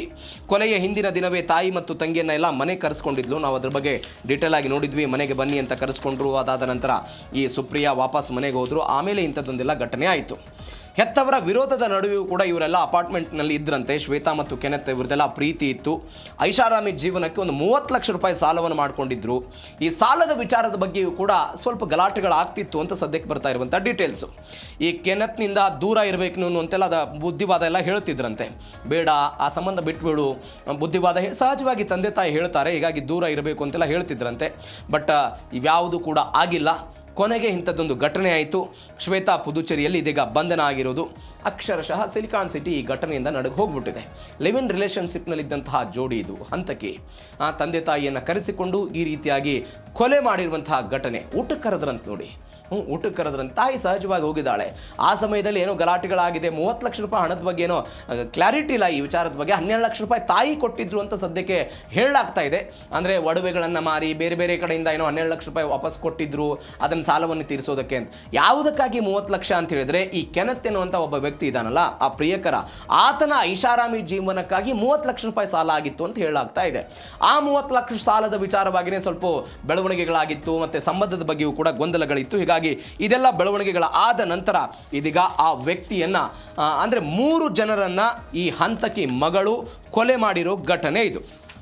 ಮತ್ತೊಂದು ಆಘಾತಕಾರಿ ಘಟನೆ ಅಂದರೆ ಇದೇ ವಿಚಾರದಲ್ಲಿ ಈ ಕಿರಾತಕರು, ಕೊಲೆಗಡಕರು 30-40 ಬಾರಿ ಎರೆದುಬಿಟ್ಟಿದ್ದಾರಂತೆ. ಚಾಕುವಿನಿಂದ 30-40 ಬಾರಿ ಇರಿದಿದ್ದಾರೆ ಅಂತ ಯಾರು ಹೇಳಿರೋದು? ಅವರ ತಂದೆ ಕೊಟ್ಟಿರುವಂಥ ಹೇಳಿಕೆ ಇದು. ಹೆಂಗೆ ಮೃತಪಟ್ಟಿದ್ದಾರೆ, ಹೆಂಗೆ ಹೇಳಿಕೆ ಕೊಟ್ಟರು? ನೀವು ಅವಾಗಲೇ ನಮ್ಮ ಪ್ರತಿನಿಧಿ ವಿಶ್ವನಾಥ್ ಹೇಳ್ತಾ ಇರೋದನ್ನು ಕೇಳಿಸ್ಕೊಂಡ್ರಿ. ಯಾವಾಗ ಆ ತಂದೆಯ ಮೇಲೆ ದಾಳಿ ಆಗುತ್ತೋ ಆ ದಾಳಿಯಿಂದ ತಪ್ಪಿಸ್ಕೊಳ್ಳೋದಕ್ಕೆ ಅಥವಾ ರಕ್ತಸ್ರಾವದ ಮುಖಾಂತರ ಸೆಕ್ಯೂರಿಟಿ ಗಾರ್ಡ್ ಕಡೆ ಬರ್ತಾನೆ ಆ ವ್ಯಕ್ತಿ, ತಪ್ಪಿಸ್ಕೊಳ್ಬೇಕು ಅಂತ, ಜೀವ ಉಳಿಸ್ಕೊಳ್ಳೋದು. ಆವಾಗ ಎಲ್ಲವನ್ನೂ ಕೂಡ ಈ ವ್ಯಕ್ತಿ ಹೇಳ್ಬಿಟ್ಟಿದ್ದಾನೆ, ಏನೇನಾಗಿತ್ತು, ಏನು ಎತ್ತ ಅಂತ. 30-40 ಬಾರಿ ಈ ರೀತಾಗಿದೆ, ಒಂದಲ್ಲ ಎರಡಲ್ಲ. ರಕ್ತದ ಮಡುವಿನಲ್ಲಿ ಒದ್ದಾಡುತ್ತಾ ಸೆಕ್ಯೂರಿಟಿ ಬಳಿ ಈ ತಂದೆ ಬಂದರು. ಆಸ್ಪತ್ರೆಯಲ್ಲಿ ಸಾಯುವ ಮುನ್ನ ಈ ಎಲ್ಲದರ ಬಗ್ಗೆಯೂ ಕೂಡ ಆ ವ್ಯಕ್ತಿ ಸ್ಟೇಟ್ಮೆಂಟ್ ಕೊಟ್ಟರು. ಏನು ಹೇಳಿದ್ರು ಅವರು? ಫ್ಲಾಟ್ಗೆ ಹೋದಾಗ ಒಂದು ದೃಶ್ಯ ಕಾಣಿಸ್ತು, ನನ್ನ ಪತ್ನಿ ಮತ್ತು ಮುತ್ತುಲಕ್ಷ್ಮಿ ಮತ್ತು ಮಗಳು ಶ್ವೇತಾಳ ಮನೆಗೆ ಹೋಗ್ತಿದ್ದೀನಿ ಅಂತೆಲ್ಲ ಹೇಳಿ ಹೋಗಿದ್ರು ಅವರು. ಆದರೆ ದೀರ್ಘಕಾಲದವರೆಗೆ ನಾನು ಫೋನ್ ಮಾಡಿದೆ, ಅವರಿಗೆ ಫೋನ್ ಸ್ವೀಕಾರ ಮಾಡಲಿಲ್ಲ. ಹೀಗಾಗಿ ನಮಗೆ ಆತಂಕದ ವಾತಾವರಣ ಬಂದ್ಬಿಡ್ತು. ನಾನು ಮತ್ತು ಕಿರಿಯ ಮಗಳು ಸುಪ್ರಿಯಾ ಸಿಗೇಹಳ್ಳಿಯ ಫ್ಲಾಟಿಗೆ ಹೋದ್ವಿ. ನಾವು ಬಾಗಿಲು ತೆರೆದು ಒಳಗೆ ಹೋದಾಗ ಮಗಳು ಶ್ವೇತಾ ಮತ್ತು ಆಕೆಯ ಪ್ರಿಯಕರ ಕೆನತ್ ಇಬ್ಬರು ಕೂಡ ರಕ್ತದ ಕಲೆಗಳನ್ನೆಲ್ಲ ಒರೆಸ್ತಾ ಇದ್ರು. ಮನೆಯಲ್ಲೆಲ್ಲ ತಾಯಿಯ ಹತ್ಯೆ ಆಗಿದೆ, ರಕ್ತದ ಕಲೆ ಇತ್ತು, ಅದನ್ನೆಲ್ಲವನ್ನು ಕ್ಲೀನ್ ಮಾಡ್ತಾ ಇದ್ರು. ಹೀಗಾಗಿ ಅದೇ ಸಮಯದಲ್ಲಿ ತಂಗಿಯನ್ನ ಈ ಶ್ವೇತಾ ಏನೋ ಹಿಡಿದಿಟ್ರಂತೆ. ಆ ಸಮಯದಲ್ಲಿ ಕೆನತ್ ಇರದ ಅಂತ ಸದ್ಯಕ್ಕೆ ಅವ್ರೇನೋ ಹೇಳಿದ್ದಾರೆ ಅಂತ. ಅಲ್ಲಿ ರಕ್ತ ನೋಡಿ ಏನಾಯ್ತು ಅಂತ ನಾವೆಲ್ಲ ಕೇಳಿದ್ವಿ. ಸಹಜವಾಗಿ ರಕ್ತ ಯಾಕೆ ಬಿದ್ದಿದೆ, ರಕ್ತದ ಕಲೆ ಯಾಕಿದೆ, ಯಾಕೆ ಅದನ್ನು ಕ್ಲೀನ್ ಮಾಡ್ತಾ ಇದ್ದೀರಿ ಅಂತೆಲ್ಲ ಕೇಳಿದ್ವಿ. ತಕ್ಷಣ ಹಿಂದಿನಿಂದ ಬಂದಂತಹ ಶ್ವೇತಾ ತನ್ನ ತಂಗಿ ಸುಪ್ರಿಯಾಳನ್ನ ತಪ್ಪಿಸಿಕೊಳ್ಳದಂತೆ ಗಟ್ಟಿಯಾಗೇನೋ ತಪ್ಕೊಂಡ್ಬಿಟ್ಲಂತೆ, ಗಟ್ಟಿಯಾಗಿ ಹಿಡಿದುಕೊಳ್ಳೋ ಪ್ರಯತ್ನವನ್ನು ಮಾಡಿದ್ಲಂತೆ. ಅದಾದ ನಂತರ ಏನಾಗಿಲ್ಲ, ಸುಮ್ಮನೆ ಒಳಗೆ ಬನ್ನಿ. ಇವ್ರು ಕೇಳ್ತಾರೆ ಏನಾಯ್ತು ಏನು ಅಂತ ಕೇಳ್ತಾರೆ. ಏನಾಗಿಲ್ಲ, ಧಾರಾವಾಳವಾಗಿ ನೀವೆಲ್ಲ ಒಳಗೆ ಬನ್ನಿ ಅಂತೆಲ್ಲ ಕೂಗಿದ್ಲಂತೆ. ನಾನು ಸುಪ್ರಿಯಾಳನ್ನ ಆಕೆಯ ಕಾವಲಿನಿಂದ ಬಿಡಿಸೋದಕ್ಕೆಲ್ಲ ನಾನು ಮುಂದಾದೆ. ಈ ವೇಳೆ ಕೆನೆತ್ ನನ್ನ ಮೇಲೆ ಚಾಕುವಿನಿಂದ ತೀವ್ರವಾಗಿ ದಾಳಿ ಮಾಡಿದ ಅಂತ ಈ ವ್ಯಕ್ತಿ ಕೊಟ್ಟಿರುವಂತಹ ಹೇಳಿಕೆ. ಅದಾದ ನಂತರ ನನಗೆ ವಿಪರೀತವಾಗಿ ರಕ್ತಸ್ರಾವ ಆಗ್ತಾ ಇತ್ತು, ರಕ್ತ ಸಿಗ್ತಾ ಆಗ್ಬಿಟ್ಟಿದೆ, ಓಡೋಡಾಗಿ ನಾನೆಲ್ಲ ಬಂದೆ. ಅದಾದ ನಂತರ ಆಸ್ಪತ್ರೆಗೆ ಹೋಯಿತು. ಇದಾದ ನಂತರ ತಂದೆ ಸೋಮ್ ಸುಂದರ್ ಜೀವ ಉಳಿಸ್ಕೊಳ್ಳೋದಕ್ಕೆ ಕೆಳಗಡೆ ಹೋಗಿ ಈ ಘಟನೆ ಇದೊಂದು ಅತ್ಯುತ್ತಮ ಸಾಕ್ಷಿಯಾಗಿ ಪರಿಗಣನೆ ಆಗುತ್ತೆ.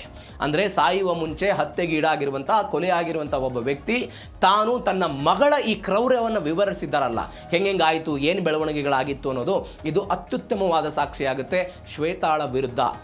ಇದೇ ಆರೋಪಿ ಇದೀಗ ಈ ಘಟನೆಯಲ್ಲಿ ಸಿಕ್ಕಾಕೊಂಡಿರೋದು, ತಂದೆ ತಾಯಿ ಮತ್ತು ಸಹೋದರಿಯನ್ನ ಹತ್ಯೆ ಮಾಡಿರೋ ಘಟನೆ ಇದು. ಮತ್ತೊಂದು ಬೆಳವಣಿಗೆ ಏನು ಅಂತ ಹೇಳಿದರೆ, ಹಂತಕಿಯ ಡೈರಿಯಲ್ಲಿ ಈ ಸಾವು ನೋವಿನ ರಹಸ್ಯ ಇತ್ತು. ಒಂದು ಡೈರಿ ಸಿಕ್ಕಿದೆ. ಆ ಡೈರಿಯಲ್ಲಿ ಕೆಲವೊಂದಿಷ್ಟು ಬರಹಗಳಿತ್ತು, ಪದಗಳನ್ನು ಬಳಕೆ ಮಾಡಿದ್ರು. ಘಟನಾ ಸ್ಥಳದಲ್ಲಿ ಒಂದು ಪೊಲೀಸರಿಗೆ ಶ್ವೇತಾ ಬರೆದಂಥ ಡೈರಿ ಇದೆ. I am sad, I am lonely, I am superior ಎನ್ನುವಂತಹ ಒಂದು ಡೈರಿ ಬರಹ ಇತ್ತಂತೆ. ಅಂದರೆ ಈ ಎಲ್ಲ ಬರಹಗಳನ್ನು ನೋಡಿದರೆ, ಅಂದರೆ ಐ ಆಮ್ ಸ್ಯಾಡ್, ದುಃಖದಲ್ಲಿ ಇದ್ದೀನಿ ನಾನು, ಒಬ್ಬಂಟಿ ಆಗಿಬಿಟ್ಟಿದ್ದೀನಿ, ಎಲ್ಲರಿಗಿಂತ ನಾನೇ ಶ್ರೇಷ್ಠ, ಈ ಎಲ್ಲ ಬರಹಗಳಿತ್ತಂತೆ. ಅಂದರೆ ಇವರು ಖಿನ್ನತೆಯಿಂದ ಬಳಲ್ತಾ ಇದ್ರ, 30 ಲಕ್ಷ ರೂಪಾಯಿ ಸಾಲದ ವಿಚಾರವಾಗಿ ಏನೋ ದೊಡ್ಡ ಮಟ್ಟದಲ್ಲಿ ಮಾನಸಿಕವಾಗಿ ಏನಾದರೂ ಕುಗ್ಗು ಹೋಗ್ಬಿಟ್ಟಿದ್ರ, ಏನಾಗ್ತಾ ಇತ್ತು, ಒಂಟಿತನ ಏನಾದರೂ ಕಾಡ್ತಾ ಇತ್ತಾ. ಮತ್ತೊಂದು ಕಡೆ ಈ ನಾನು ಸುಪೀರಿಯರ್ ಅನ್ನುವಂತಹ ಪದ ಇದೆಯಲ್ಲ, ಎಲ್ಲರಕ್ಕಿಂತಲೂ ಕೂಡ ನಾನು ಶ್ರೇಷ್ಠ, ಮೇಲೆರಿಮೆ ಎನ್ನುವಂಥ ಒಂದು ಅಹಂಕಾರದ ಮಾತುಗಳ ಆ ಡೈರಿಯಲ್ಲಿ ಸಿಕ್ಕಿದೆ. ಇದೆಲ್ಲವೂ ಕೂಡ ಈ ಘಟನೆಗೆ ಒಂದು ಪುಷ್ಟಿ ಸಿಗ್ತಾ ಇದೆ. ಇದು ಡೈರಿಯಲ್ಲಿ ಸಿಕ್ಕಿರುವಂತಹ ಬರವಣಿಗೆಗಳು. ಹೀಗಾಗಿ ಏನಾಗುತ್ತೆ ಈ ಪ್ರಕರಣ ನೋಡೋಣ. ಇದು ಬೆಂಗಳೂರಿನ ಘಟನೆ. ಮತ್ತೊಂದು ಆಘಾತಕಾರಿ ಘಟನೆ ಮಹಾರಾಷ್ಟ್ರದಲ್ಲಿ ನಡೆದಿದೆ. ಇವರು ಮಗಳು ಮತ್ತು ಪ್ರಿಯಕರ ಸೇರಿ ತಂದೆ ತಾಯಿ ಮತ್ತು ಸಹೋದರಿಯನ್ನ ಸಾಯಿಸಿದ್ರೆ, ಮಹಾರಾಷ್ಟ್ರದ ಘಟನೆ ನಾಳೆ ಮದುವೆ ಆಗುವಂತಹ ಯುವಕನನ್ನ, ಭಾವಿ ಪತಿಯನ್ನ, ಭಾವಿ ಪತ್ನಿ ಸಾಯಿಸಿರುವಂತಹ ಘಟನೆ. ನಿಮಗೆಲ್ಲ ಹಿಂದೊಂದು ಘಟನೆ ನಡೆದಿತ್ತು. ಏನು ಮೇಘಾಲಯದಲ್ಲಿ ನಡೆದಂತಹ ಘಟನೆ ಅದು. ಮದುವೆ ಆಗಿತ್ತು. ಮದುವೆ ಆದ ನಂತರ ಅವರು ಮೇಘಾಲಯಕ್ಕೆ ಹನಿಮೂನಿಗೆ ಹೋಗಿದ್ರು. ಹನಿಮೂನಿಗೆ ಹೋಗಿದ್ದಕ್ಕೆ ಅವರಿಗೆ ಮದುವೆ ಇಷ್ಟ ಇರಲಿಲ್ಲ ಹುಡುಗಿಗೆ. ಆ ಕಾರಣಕ್ಕಾಗಿ 3 ಜನ ಹಂತಕರನ್ನು ಕರೆಸಿ ಆ ಹಂತಕರಿಂದ ಆತನನ್ನು ಸಾಯಿಸುವಂತಹ ಪ್ಲಾನ್ ಮಾಡಿ ಆ ವ್ಯಕ್ತಿಯನ್ನು ಸಾಯಿಸಲಾಗಿತ್ತು. ನಿಮಗೆಲ್ಲ ನೆನಪಿದೆ, ಹನಿಮೂನ್ ಮರ್ಡರ್ ಹಿಸ್ಟ್ರಿ ಅಂತೆಲ್ಲ ಕರೀತಾರೆ ಅದನ್ನು. 2025ರಲ್ಲಿ ಘಟನೆ ಆಗಿತ್ತು. ಅಂಥದ್ದೇ ಮಾದರಿಯಲ್ಲಿ ಮಹಾರಾಷ್ಟ್ರದಲ್ಲಿ ಒಂದು ಘಟನೆಯಾಗಿದೆ. ಏನು ಘಟನೆ ಇದು? ಇದು ಕೂಡ ಅಕ್ಷರ ಸಹ ನಾಗರಿಕ ಸಮಾಜ ತಲೆ ತಗ್ಗಿಸುವಂತಹ ಘಟನೆ. ಮದುವೆ ವಿಚಾರ ಎಷ್ಟು ಸೂಕ್ಷ್ಮ ಆಗ್ತಾ ಇದೆ ಇವತ್ತಿನ ಮಟ್ಟಕ್ಕೆ, ಮದುವೆ ಅನ್ನೋದು ಎಷ್ಟು ಸೂಕ್ಷ್ಮವಾಗಿ ನಾಗರಿಕ ಸಮಾಜದಲ್ಲಿ ಹೋಗ್ತಾ ಇದೆ, ಮದುವೆಯ ಆಯ್ಕೆಗಳು ಹೆಂಗೆ ಬರ್ತಾ ಇದೆ, ಇವೆಲ್ಲವೂ ಕೂಡ ದೊಡ್ಡ ಮಟ್ಟದ ಚರ್ಚೆಗೆ ಗ್ರಾಸವಾಗ್ತಾ ಇರುವಂತಹ ಪ್ರಕರಣ. ಏನಾಗಿತ್ತು ಡೀಟೇಲ್ಸ್ ನೋಡೋಣ ಇದನ್ನು. 17 ಕೋಟಿ ರೂಪಾಯಿ ಮದುವೆ, 400 ಅಡಿ ಕಂದಕದಲ್ಲಿ ಇದೀಗ ಅಂತ್ಯ ಆಗಿದೆ. ಅದ್ದೂರಿ ಮದುವೆಗೆ ರೆಡಿಯಾಗಿದ್ದರು. ಕೇತನ್ ಅಗರ್ವಾಲ್ ಅಂತ ರಿಯಲ್ ಎಸ್ಟೇಟ್ ಉದ್ಯಮ ಇದೆ, ದೊಡ್ಡ ಮಟ್ಟದ ಹಣ, ಒಂದು ಶ್ರೀಮಂತ ಕುಟುಂಬ ಇದು. ಕೇತನ್ ಅಗರ್ವಾಲ್ ಅಂತ ಹುಟ್ಟುಹಬ್ಬದ ನೆಪದಲ್ಲಿ ಲೋಹಗಡ ಕೋಟೆಗೆ ಭಾವಿ ಪತ್ನಿ ಸಿಯಾ ಎಲ್ಲ ಕರೆದುಕೊಂಡು ಹೋದ್ರಂತೆ. ಫೋಟೋಶೂಟ್ ನೆಪದಲ್ಲಿ ಇಂಥದ್ದೊಂದು ಬೆಳವಣಿಗೆ ಆಯಿತು. ಯುವ ಉದ್ಯಮಿ ಕೇತನ್ ವಿಶಾಲ ಅಗರ್ವಾಲ್ ಅಂತ 26 ವಯಸ್ಸು, ಮದುವೆಯೆಲ್ಲ ಸಿದ್ಧತೆ ನಡೆಸ್ತಾ ಇದ್ರು. ತಾಳಿ ಕಟ್ಟುವ ಮುನ್ನವೇ ಇಂಥದ್ದೊಂದು ಘಟನೆ ಆಯಿತು. ಜೂನ್ 19ನೇ ತಾರೀಕಿಗೆ 20 ವರ್ಷದ ಸಿಯಾ ಗೋಯಲ್ ಅವ್ರದ್ದೇನೋ ಬರ್ತ್ಡೇ ಇತ್ತಂತೆ. ಜೂನ್ 18ನೇ ತಾರೀಕಿಗೆ ಲೋಹಗಡ ಕೋಟೆಗೆ ಹೋದ್ರು. ಅಂದರೆ ಶಿವಾಜಿ ಮಹಾರಾಜರದ್ದೆಲ್ಲ ಕನೆಕ್ಟ್ ಇದೆ ಅದಕ್ಕೆ. ಲೋಹಗಡ ಕೋಟೆಗೆ, ಐತಿಹಾಸಿಕ ಕೋಟೆ ಅದು. ಏನೋ ಪ್ರೀ ವೆಡ್ಡಿಂಗ್ ಶೂಟು ಮತ್ತು ಟ್ರೆಕ್ಕಿಂಗ್ ಅಂತೆಲ್ಲ ಹೋದ್ರಂತೆ.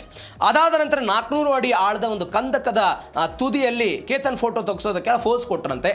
ಅದಾದ ನಂತರ ಸಿಯಾ ಮತ್ತು ಆತನ ಪ್ರಿಯಕರ ಚೇತನ್ ಅಂತ 22 ವರ್ಷ ಈ ವ್ಯಕ್ತಿಗೆ. ಈ ಚೇತನ್ ಕೂಡ ಇವರಿಗೆ ಗೊತ್ತಾಗದಂತೆ, ಆ ವ್ಯಕ್ತಿಗೆ ಕೇತನ್ ಗೊತ್ತಾಗದಂತೆ ಈ ವ್ಯಕ್ತಿಯು ಕೂಡ ಬಂದಿದ್ದ 22 ವರ್ಷ. ಇವರೆಲ್ಲ ಗುಪ್ತವಾಗಿ ಏನು ಮಾಡಿಬಿಟ್ರು, ಆ ಪ್ರಪಾತಕ್ಕೆಲ್ಲ ತಳ್ಳಿ ಕೊಲೆ ಮಾಡಿದ್ರು. ಅದಾದ ನಂತರ ಇವರೇನು ಒಂದು ಅದಕ್ಕೆ ಹೇಳಿಕೆ ಕೊಟ್ಟರು, ಇಲ್ಲ ಜೋರಾದಂಥ ಗಾಳಿ ಬಂತು, ಗಾಳಿಗೆ ಈ ವ್ಯಕ್ತಿ ಬಿದ್ದುಬಿಟ್ಟ, ನಾನು ಆತನನ್ನು ರಕ್ಷಣೆ ಮಾಡೋದಕ್ಕೆ ಪ್ರಯತ್ನ ಪಟ್ಟೆ, ತಬ್ಬಿಕೊಂಡು ಆತನನ್ನು ಹಿಡಿಯೋದಕ್ಕೆ ಪ್ರಯತ್ನ ಪಟ್ಟೆ ಅಂತ ಗಳಗಳನೆ ಕಣ್ಣೀರು. ಇದರಿಂದ ತಪ್ಪಿಸಿಕೊಳ್ಳೋದಕ್ಕೆ ಗಳಗಳನೆ ಕಣ್ಣೀರು ಹಾಕೋ ಪ್ರಯತ್ನವನ್ನು ಮಾಡ್ತು. ಅದಾದ ನಂತರ ಇವೆಲ್ಲ ಹೊರಗೆ ಬಂದಿದೆ. ಇದೀಗ ನಾನು ಅವಾಗಲೇ ಹೇಳಿದೆ, ಮೇಘಾಲಯದಲ್ಲೂ ಕೂಡ ಇದೇ ರೀತಿ ಆಗಿತ್ತು, ಪ್ರಪಾತಕ್ಕೆ ತಳ್ಳಿ ಕೊಲೆ ಮಾಡುವಂಥ ಪ್ರಯತ್ನ ಆಗಿತ್ತು. ಅದಾದ ನಂತರ ಹತ್ಯೆ ಮಾಡಿದ್ರು. ಏನಾಯಿತು ಈ ಘಟನೆ? ಮತ್ತೊಂದು ಬಿಸಿಲಲ್ಲೂ ಕೂಡ ಹೂಡಿ ಎನ್ನುವಂಥ ಒಂದು ಜಾಕೆಟನ್ನು ಈ ವ್ಯಕ್ತಿ ಧರಿಸಿದ್ದ. ನೀವು ನೋಡಿ, 18ನೇ ತಾರೀಕಿಗೆ ಈ ಪ್ರದೇಶದಲ್ಲಿ, ಲೋಹಗಢ ಕೋಟೆಯ ಪ್ರದೇಶದಲ್ಲಿ 33 ಡಿಗ್ರಿ ಸೆಲ್ಸಿಯಸ್ ಬಿಸಿಲಿತ್ತು. ಆದರೂ ಕೂಡ ಈ ಆರೋಪಿ ಚೇತನ್ ಏನಿದ್ದಾನೆ, ಈತ ಹೂಡಿ ಎನ್ನುವಂಥ ಒಂದು ಶರ್ಟ್ ಅನ್ನು ಧರಿಸಿದ್ದ.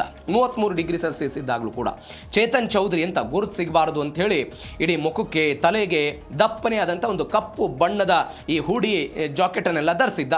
ಅದಾದ ನಂತರ ಮತ್ತೊಂದು ವಿಶೇಷ ಏನು ಅಂತ ಹೇಳಿದ್ರೆ, ಕೋಟೆಯ ಪ್ರವೇಶ ಮಾಡ್ತಾ ಇದ್ದಂತಹ CCTV ಫುಟೇಜ್ ಸಿಕ್ಕಿರೋದು, ಟೋಲ್ಗೇಟ್ ಪ್ರವೇಶ ಮಾಡುವಂತಹ ಸಮಯದಲ್ಲಿ ಇವರ CCTV ಫುಟೇಜ್ ಸಿಕ್ಕಿರೋದು, ಅದಾದ ನಂತರ ಅಲ್ಲಿದ್ದಂಥ ಹೋಟೆಲ್ಗಳ CCTV ಫುಟೇಜ್ ಎಲ್ಲ ಸಿಕ್ಕಿದೆ. ಇವೆಲ್ಲದರ ನಂತರ ಇದೀಗ ಅವರು ಟ್ರ್ಯಾಕ್ ಮಾಡಿದ್ದಾರೆ. ಮತ್ತೊಂದು ವಿಶೇಷ ಅಂತ ಹೇಳಿದರೆ, ಮೊಬೈಲ್ ಟ್ರ್ಯಾಕರ್ ಮಾಡಿದ್ರು ಸಿಯಾ ಮತ್ತು ಚೇತನ್. ಈ ವ್ಯಕ್ತಿ ಇದ್ದಂತಹ ಈ ಮೊಬೈಲ್ ಟ್ರ್ಯಾಕರ್ ಕೂಡ ಇವರಿಗೆ ಸಿಕ್ಕಿದೆ. ಹೀಗಾಗಿ ಇವರು ಒಂದೇ ಪ್ರದೇಶದಲ್ಲಿ ಇದ್ರು ಅಂತೆಲ್ಲ ಹೇಳಿದ್ರು. ಮತ್ತೊಂದೇನು ಅಂತ ಹೇಳಿದ್ರೆ, ಇವರು ಇನ್ಸ್ಟಾಗ್ರಾಮ್ ಮುಖಾಂತರ ಕಾಲ್ನಲ್ಲಿ ಮಾತನಾಡ್ತಾ ಇದ್ರು ಅನ್ಸುತ್ತೆ. ಇನ್ಸ್ಟಾಗ್ರಾಮ್ ಕಾಲ್ನ ಮುಖಾಂತರ ಏನೇನು ಹೆಂಗೆ ಮಾಡಬೇಕು, ಏನು ಎತ್ತ ಅಂತ ಇವರೆಲ್ಲ ಮಾತನಾಡಿ ಹತ್ಯೆ ಮಾಡೋ ಪ್ರಯತ್ನವನ್ನು ಮಾಡಿದ್ರಂತೆ. ಇದೀಗ ಈ ಘಟನೆ ಮತ್ತೊಂದು ಏನು ಈ ಬೆಳವಣಿಗೆ ಅಂತ ಹೇಳಿದ್ರೆ, ಮದುವೆ ತಪ್ಪಿಸುವುದಕ್ಕೆ ಬಾವಿ ಪತಿಯನ್ನೇ ವಧು ಕೊಂದಿರೋ ಘಟನೆ ಇದು. ಬಾವಿ ಪತಿಯನ್ನು ಉದಯಪುರ ಅರಮನೆ ಬುಕ್ ಆಗಿದ್ರು ಕೂಡ ಸಿಯಾಗೆ ಈ ಮದುವೆ ಇಷ್ಟ ಇರಲಿಲ್ಲವಂತೆ. ನೀವು ನೋಡಿ, 17 ಕೋಟಿ ರೂಪಾಯಿ ವೆಚ್ಚ ಮಾಡಿ, ಬರೋಬ್ಬರಿ 17 ಕೋಟಿ ರೂಪಾಯಿ ಖರ್ಚು ಮಾಡಿದ್ರಂತೆ, ಬುಕ್ ಮಾಡಿದ್ರು ಕೇತನ್ ಮತ್ತು ಸಿಯಾ ಗೋಯಲ್ ಮದುವೆಗಾಗಿ. 2026 ನವೆಂಬರ್ನಲ್ಲಿ ಮದುವೆ ಮಾಡಬೇಕು ಅಂತ ಉದಯಪುರ, ರಾಜಸ್ಥಾನದ ಉದಯಪುರದಲ್ಲಿ ಬುಕ್ ಆಗಿತ್ತು. ಮತ್ತೊಂದು ಆಶ್ಚರ್ಯ ನೋಡಿ, ಈ ಮದುವೆಗೆ ಬರುವಂತಹ ವಿಶೇಷ ಅತಿಥಿಗಳಿಗೆ 2 ಖಾಸಗಿ ಫ್ಲೈಟ್ಗಳನ್ನು ಕೂಡ ಬುಕ್ ಮಾಡಿತ್ತಂತೆ ಕುಟುಂಬ. ಎಂಥ ಅದ್ದೂರಿ ಮದುವೆ ಇರಬೇಕು, ನೀವು ವಿಚಾರ ಮಾಡಿ, ಎಂಥ ಅದ್ದೂರಿ ಮದುವೆ ಅಂತ. ಕೇತನ್ ಅವ್ರದ್ದು 600 ಕೋಟಿ ರೂಪಾಯಿ ಆಸ್ತಿ ಇದೆ, 600 ಕೋಟಿ ರೂಪಾಯಿ ಆಸ್ತಿ ಇದೆ ಮದುವೆ ಆಗುವಂತಹ ಈ ಯುವಕನದ್ದು. ಅದನ್ನು ಮೀರಿ ಹೋಗಿರೋದು. ರಿಯಲ್ ಎಸ್ಟೇಟ್ ಉದ್ಯಮ ಎಲ್ಲ ಮಾಡ್ತಿದ್ರಂತೆ ಇವರಿಬ್ಬರು. ನೋಡಿ, ಈ ಚೇತನ್ ಮತ್ತು ಈ ಇವತ್ತು ಏನಿದ್ದಾರೆ ಸಿಯಾ ಗೋಯಲ್, BBA ಡ್ರಾಪ್ಔಟ್ ಅಂತ. ಇವರು BBA ಡ್ರಾಪ್ಔಟ್ ಹೆಂಗೆ ಕನೆಕ್ಟ್ ಆಯ್ತು ಇವರು? ಒಂದು ಆಶ್ಚರ್ಯ ಬೆಳವಣಿಗೆ ಇದೆ. ಈ ಚೇತನ್ ಎನ್ನುವಂಥ ವ್ಯಕ್ತಿ ಡ್ರೈ ಫ್ರೂಟ್ಸ್ ಏನೆಲ್ಲ ಮಾಡ್ತಿದ್ದಂತೆ, ಡ್ರೈ ಫ್ರೂಟ್ಸ್ ಮಾರ್ತಾ ಇದ್ದ. ಈ ಡ್ರೈ ಫ್ರೂಟ್ಸ್ ಮಾರ್ತಾ ಇದ್ದಂಥ ಈ ವ್ಯಕ್ತಿ ಒಂದು ಕಡೆ ಒಂದು ಕಾರ್ಯಕ್ರಮದಲ್ಲಿ ಸಿಗ್ತಾರೆ. ಇವರು ಹೆಂಗೆ ಕಾರ್ಯಕ್ರಮದಲ್ಲಿ ಸಿಗ್ತಾರೆ? ಈ ಸಿಯಾ ಗೋಯಲ್ ಅನ್ನುವಂಥ ಯುವತಿ ಏನು ಮಾಡ್ತಾರೆ, ಒಂದು ಬೇಕರಿ ಉದ್ಯಮ ನಡೆಸ್ತಾ ಇದ್ಲಂತೆ.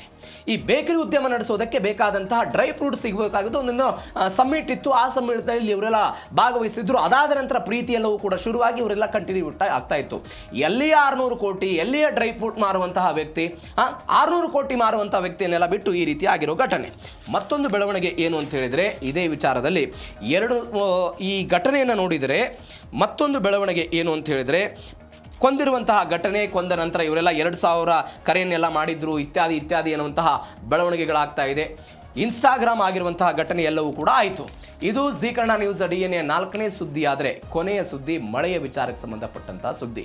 ನಾವು ನಿನ್ನೆ ಅಷ್ಟೇ ನೋಡಿದ್ವಿ, ಆರಿದ್ರ ಬರ್ತಾ ಇದ್ರೆ ಆರಿದ್ರ ಮುಖಾಂತರ ಮಳೆ ಆಗುತ್ತೆ ಅಂತ. ನಮ್ಮಲ್ಲಿ ಒಂದು ಮಾತಿದೆ, ಆರಿದ್ರ ಮಳೆ ಆಗದೆ ಇದ್ದರೆ ದರಿದ್ರ ಅಂತ ಒಂದು ನಮ್ಮ ಹಳ್ಳಿಗಳಲ್ಲಿ ಮಾತಾಡ್ತಾ ಇರ್ತಾರೆ. ಅಂದರೆ ಆರಿದ್ರ ಮಳೆ ಬರದೆ ಹೋದರೆ ಇಡೀ ವರ್ಷವೂ ಕೂಡ ದೊಡ್ಡ ಮಟ್ಟದ ಹಾನಿ ಆಗುತ್ತೆ ಅಂತ. ಇದೀಗ ಕರ್ನಾಟಕಕ್ಕೆ ಮುಂಗಾರು ಮಳೆ ಬರಬಹುದು ಅಂತ ಎಲ್ಲ ಲೆಕ್ಕಾಚಾರ ಇದೆ. ಕರಾವಳಿ ಜಿಲ್ಲೆಗಳಿಗೆ ಇದೀಗ ಆರೆಂಜ್ ಅಲರ್ಟ್ ಎಲ್ಲ ಘೋಷಣೆ ಮಾಡಿದ್ದಾರೆ. ಉಡುಪಿ, ದಕ್ಷಿಣ ಕನ್ನಡ, ಉತ್ತರ ಕನ್ನಡದಲ್ಲೆಲ್ಲ ಮಳೆ ಆಗ್ಬೋದು ಅಂತ ಹೇಳ್ತಿದ್ದಾರೆ. 27ರಿಂದ 29 ತನಕ ಯೆಲ್ಲೋ ಅಲರ್ಟ್ ಘೋಷಣೆಯಾಗಿದೆ. ಧಾರಾಕಾರ ಮಳೆಯ ಜೊತೆಗೆ ಗುಡುಗು ಮಿಂಚಿನ ಎಲ್ಲ ಎಚ್ಚರಿಕೆಯನ್ನು ಕೊಟ್ಟಿರೋದು. ಇದೀಗ ಮುಂದಿನ 5 ದಿನಗಳ ಕಾಲ ವರುಣನ ಆರ್ಭಟ ಇರುತ್ತೆ ಅಂತ ಹವಾಮಾನ ಇಲಾಖೆ ಹೇಳಿದೆ. ಇದು ಉತ್ತರ ಕನ್ನಡ, ದಕ್ಷಿಣ ಕನ್ನಡ ಈ ಎಲ್ಲ ಭಾಗ ಆಯಿತು. ಮತ್ತೊಂದು, ಬೆಂಗಳೂರು ಸೇರಿ ಕೆಲವು ಜಿಲ್ಲೆಗಳಿಗೆ ಮಳೆ ಆಗ್ಬೋದು ಅಂತ ಹೇಳ್ತಾ ಇದ್ದಾರೆ. ಬೆಂಗಳೂರು ಸೇರಿ ಕೆಲವು ಜಿಲ್ಲೆಗಳಿಗೆ ಮಳೆ ಆಗ್ಬೋದು. ಎಲ್ಲೆಲ್ಲಿ ಹಾಗಾದರೆ? ಒಂದು ವಾರ ಮಳೆ ಇರುತ್ತಂತೆ ಬೆಂಗಳೂರಲ್ಲಿ. ಮೈಸೂರು, ಹಾಸನ, ಕೊಡಗು, ಮಂಡ್ಯ ಜಿಲ್ಲೆಗಳಲ್ಲೆಲ್ಲ ಭಾರಿ ಮಳೆ ಆಗ್ಬೋದು. ಉತ್ತರ ಒಳನಾಡಿನ ಬೀದರ್, ಕಲಬುರಗಿ, ವಿಜಯನಗರಕ್ಕೆಲ್ಲ ಯೆಲ್ಲೋ ಅಲರ್ಟ್ ಕೊಟ್ಟರು. ಗಂಟೆಗೆ 40ರಿಂದ 50 ಕಿಲೋಮೀಟರ್ ವೇಗದಲ್ಲೆಲ್ಲ ಬಿರುಗಾಳಿ ಬೀಸುತ್ತೆ, ಸುಂಟರಗಾಳಿ ಆಗುತ್ತೆ ಅಂತ ಹೇಳಿದ್ದಾರೆ. ಮತ್ತೊಂದು ಕಡೆ ಈ ಹಳೆ ಮೈಸೂರು ಭಾಗದಲ್ಲಿ ಗುಡುಗು ಸಹಿತ ಮಳೆ ಆಗ್ಬೋದು ಅಂತ ಹವಾಮಾನ ಇಲಾಖೆ ಎಚ್ಚರಿಕೆ ಕೊಟ್ಟಿದೆ. ಜೂನ್ 29 ತನಕ ಯೆಲ್ಲೋ ಅಲರ್ಟ್ ಎಲ್ಲ ಜಾರಿ ಇದೆ, ಬೆಂಗಳೂರು ಸೇರಿದಂತೆ ರಾಜ್ಯದ ವಿವಿಧ ಭಾಗಗಳು. ಮತ್ತೊಂದು ಕಡೆ ಸಮುದ್ರಕ್ಕೆ ಇಳಿಯದಂತೆ ಇದೀಗ ಮೀನುಗಾರರಿಗೆ ವಾರ್ನಿಂಗ್ ಕೊಡಲಾಗಿದೆ. ಕರಾವಳಿಯಲ್ಲಿ 50ರಿಂದ 60 ಕಿಲೋಮೀಟರ್ ವೇಗದಲ್ಲೆಲ್ಲ ಗಾಳಿ ಬೀಸುತ್ತೆ. ಯಾವುದೇ ಕಾರಣಕ್ಕೂ ಸಮುದ್ರಕ್ಕೆ ಇಳಿಬಾರದು. ಕ್ಷಣಕ್ಕೂ ಕೂಡ ಈ ಸಮುದ್ರ ಪ್ರಕ್ಷುಬ್ಧಗೊಳ್ತಾ ಇದೆ. ಮೀನುಗಾರರು ಹೀಗಾಗಿ ಎಚ್ಚರಿಕೆಯಿಂದ ಇರಬೇಕು ಅಂತ ಹೇಳಿದರು. ನದಿ ಪಾತ್ರದ ಜನರು, ಅದಾದ ನಂತರ ಪ್ರವಾಸಿಗರೆಲ್ಲ ಸುರಕ್ಷಿತ ಕ್ರಮಗಳನ್ನು ತೆಗೆದುಕೊಳ್ಬೇಕು. ಗುಡುಗು ಮಿಂಚಿನ ವೇಳೆ ಮರದ ಕೆಳಗೆಲ್ಲ ಆಶ್ರಯ ಪಡಿಬೇಡಿ ಅಂತೇಳಿ ಅವರೆಲ್ಲ ಹೇಳಿದ್ದಾರೆ. ಮತ್ತೊಂದು ಕಡೆ ಈ KSNDMC ಏನಿದೆ ಅದೆಲ್ಲವೂ ಕೂಡ ರಾಜ್ಯದಾದ್ಯಂತ ಒಂದು ಹದ್ದಿನ ಕಣ್ಣಿಟ್ಟಿದೆ. ರಾಜ್ಯದ ಜನ, ರಾಜ್ಯದ ರೈತರು ಕೂಡ ಇದೀಗ ಮಳೆಗಾಗಿ ತೀವ್ರ ಕಾತುರದಿಂದ ಕಾಯ್ತಾ ಇದ್ದಾರೆ. ಮಳೆ ಆಗಬೇಕು ಅನ್ನೋದು ಕೂಡ ನಮ್ಮ ಆಶಯ. ಹವಾಮಾನ ಇಲಾಖೆ ಅಂಥದ್ದೊಂದು ಮುನ್ಸೂಚನೆಯನ್ನು ಕೊಟ್ಟಿದೆ. ಮುಂದಿನ 5 ದಿನಗಳ ಕಾಲ ರಾಜ್ಯದ ವಿವಿಧ ಭಾಗಗಳಲ್ಲಿ ಮಳೆ ಆಗುವಂಥ ಸಂಭವ ಇದೆ. ಇದರೊಂದಿಗೆ ಇವತ್ತಿನ ಜೀ ಕನ್ನಡ ನ್ಯೂಸ್ DNA ಮುಗಿಸ್ತಾ ಇದ್ದೀನಿ. ನೋಡ್ತಾ ಇರಿ ಜೀ ಕನ್ನಡ ನ್ಯೂಸ್, ಸತ್ಯವೇ ಸುದ್ದಿಯ ಜೀವಾಳ.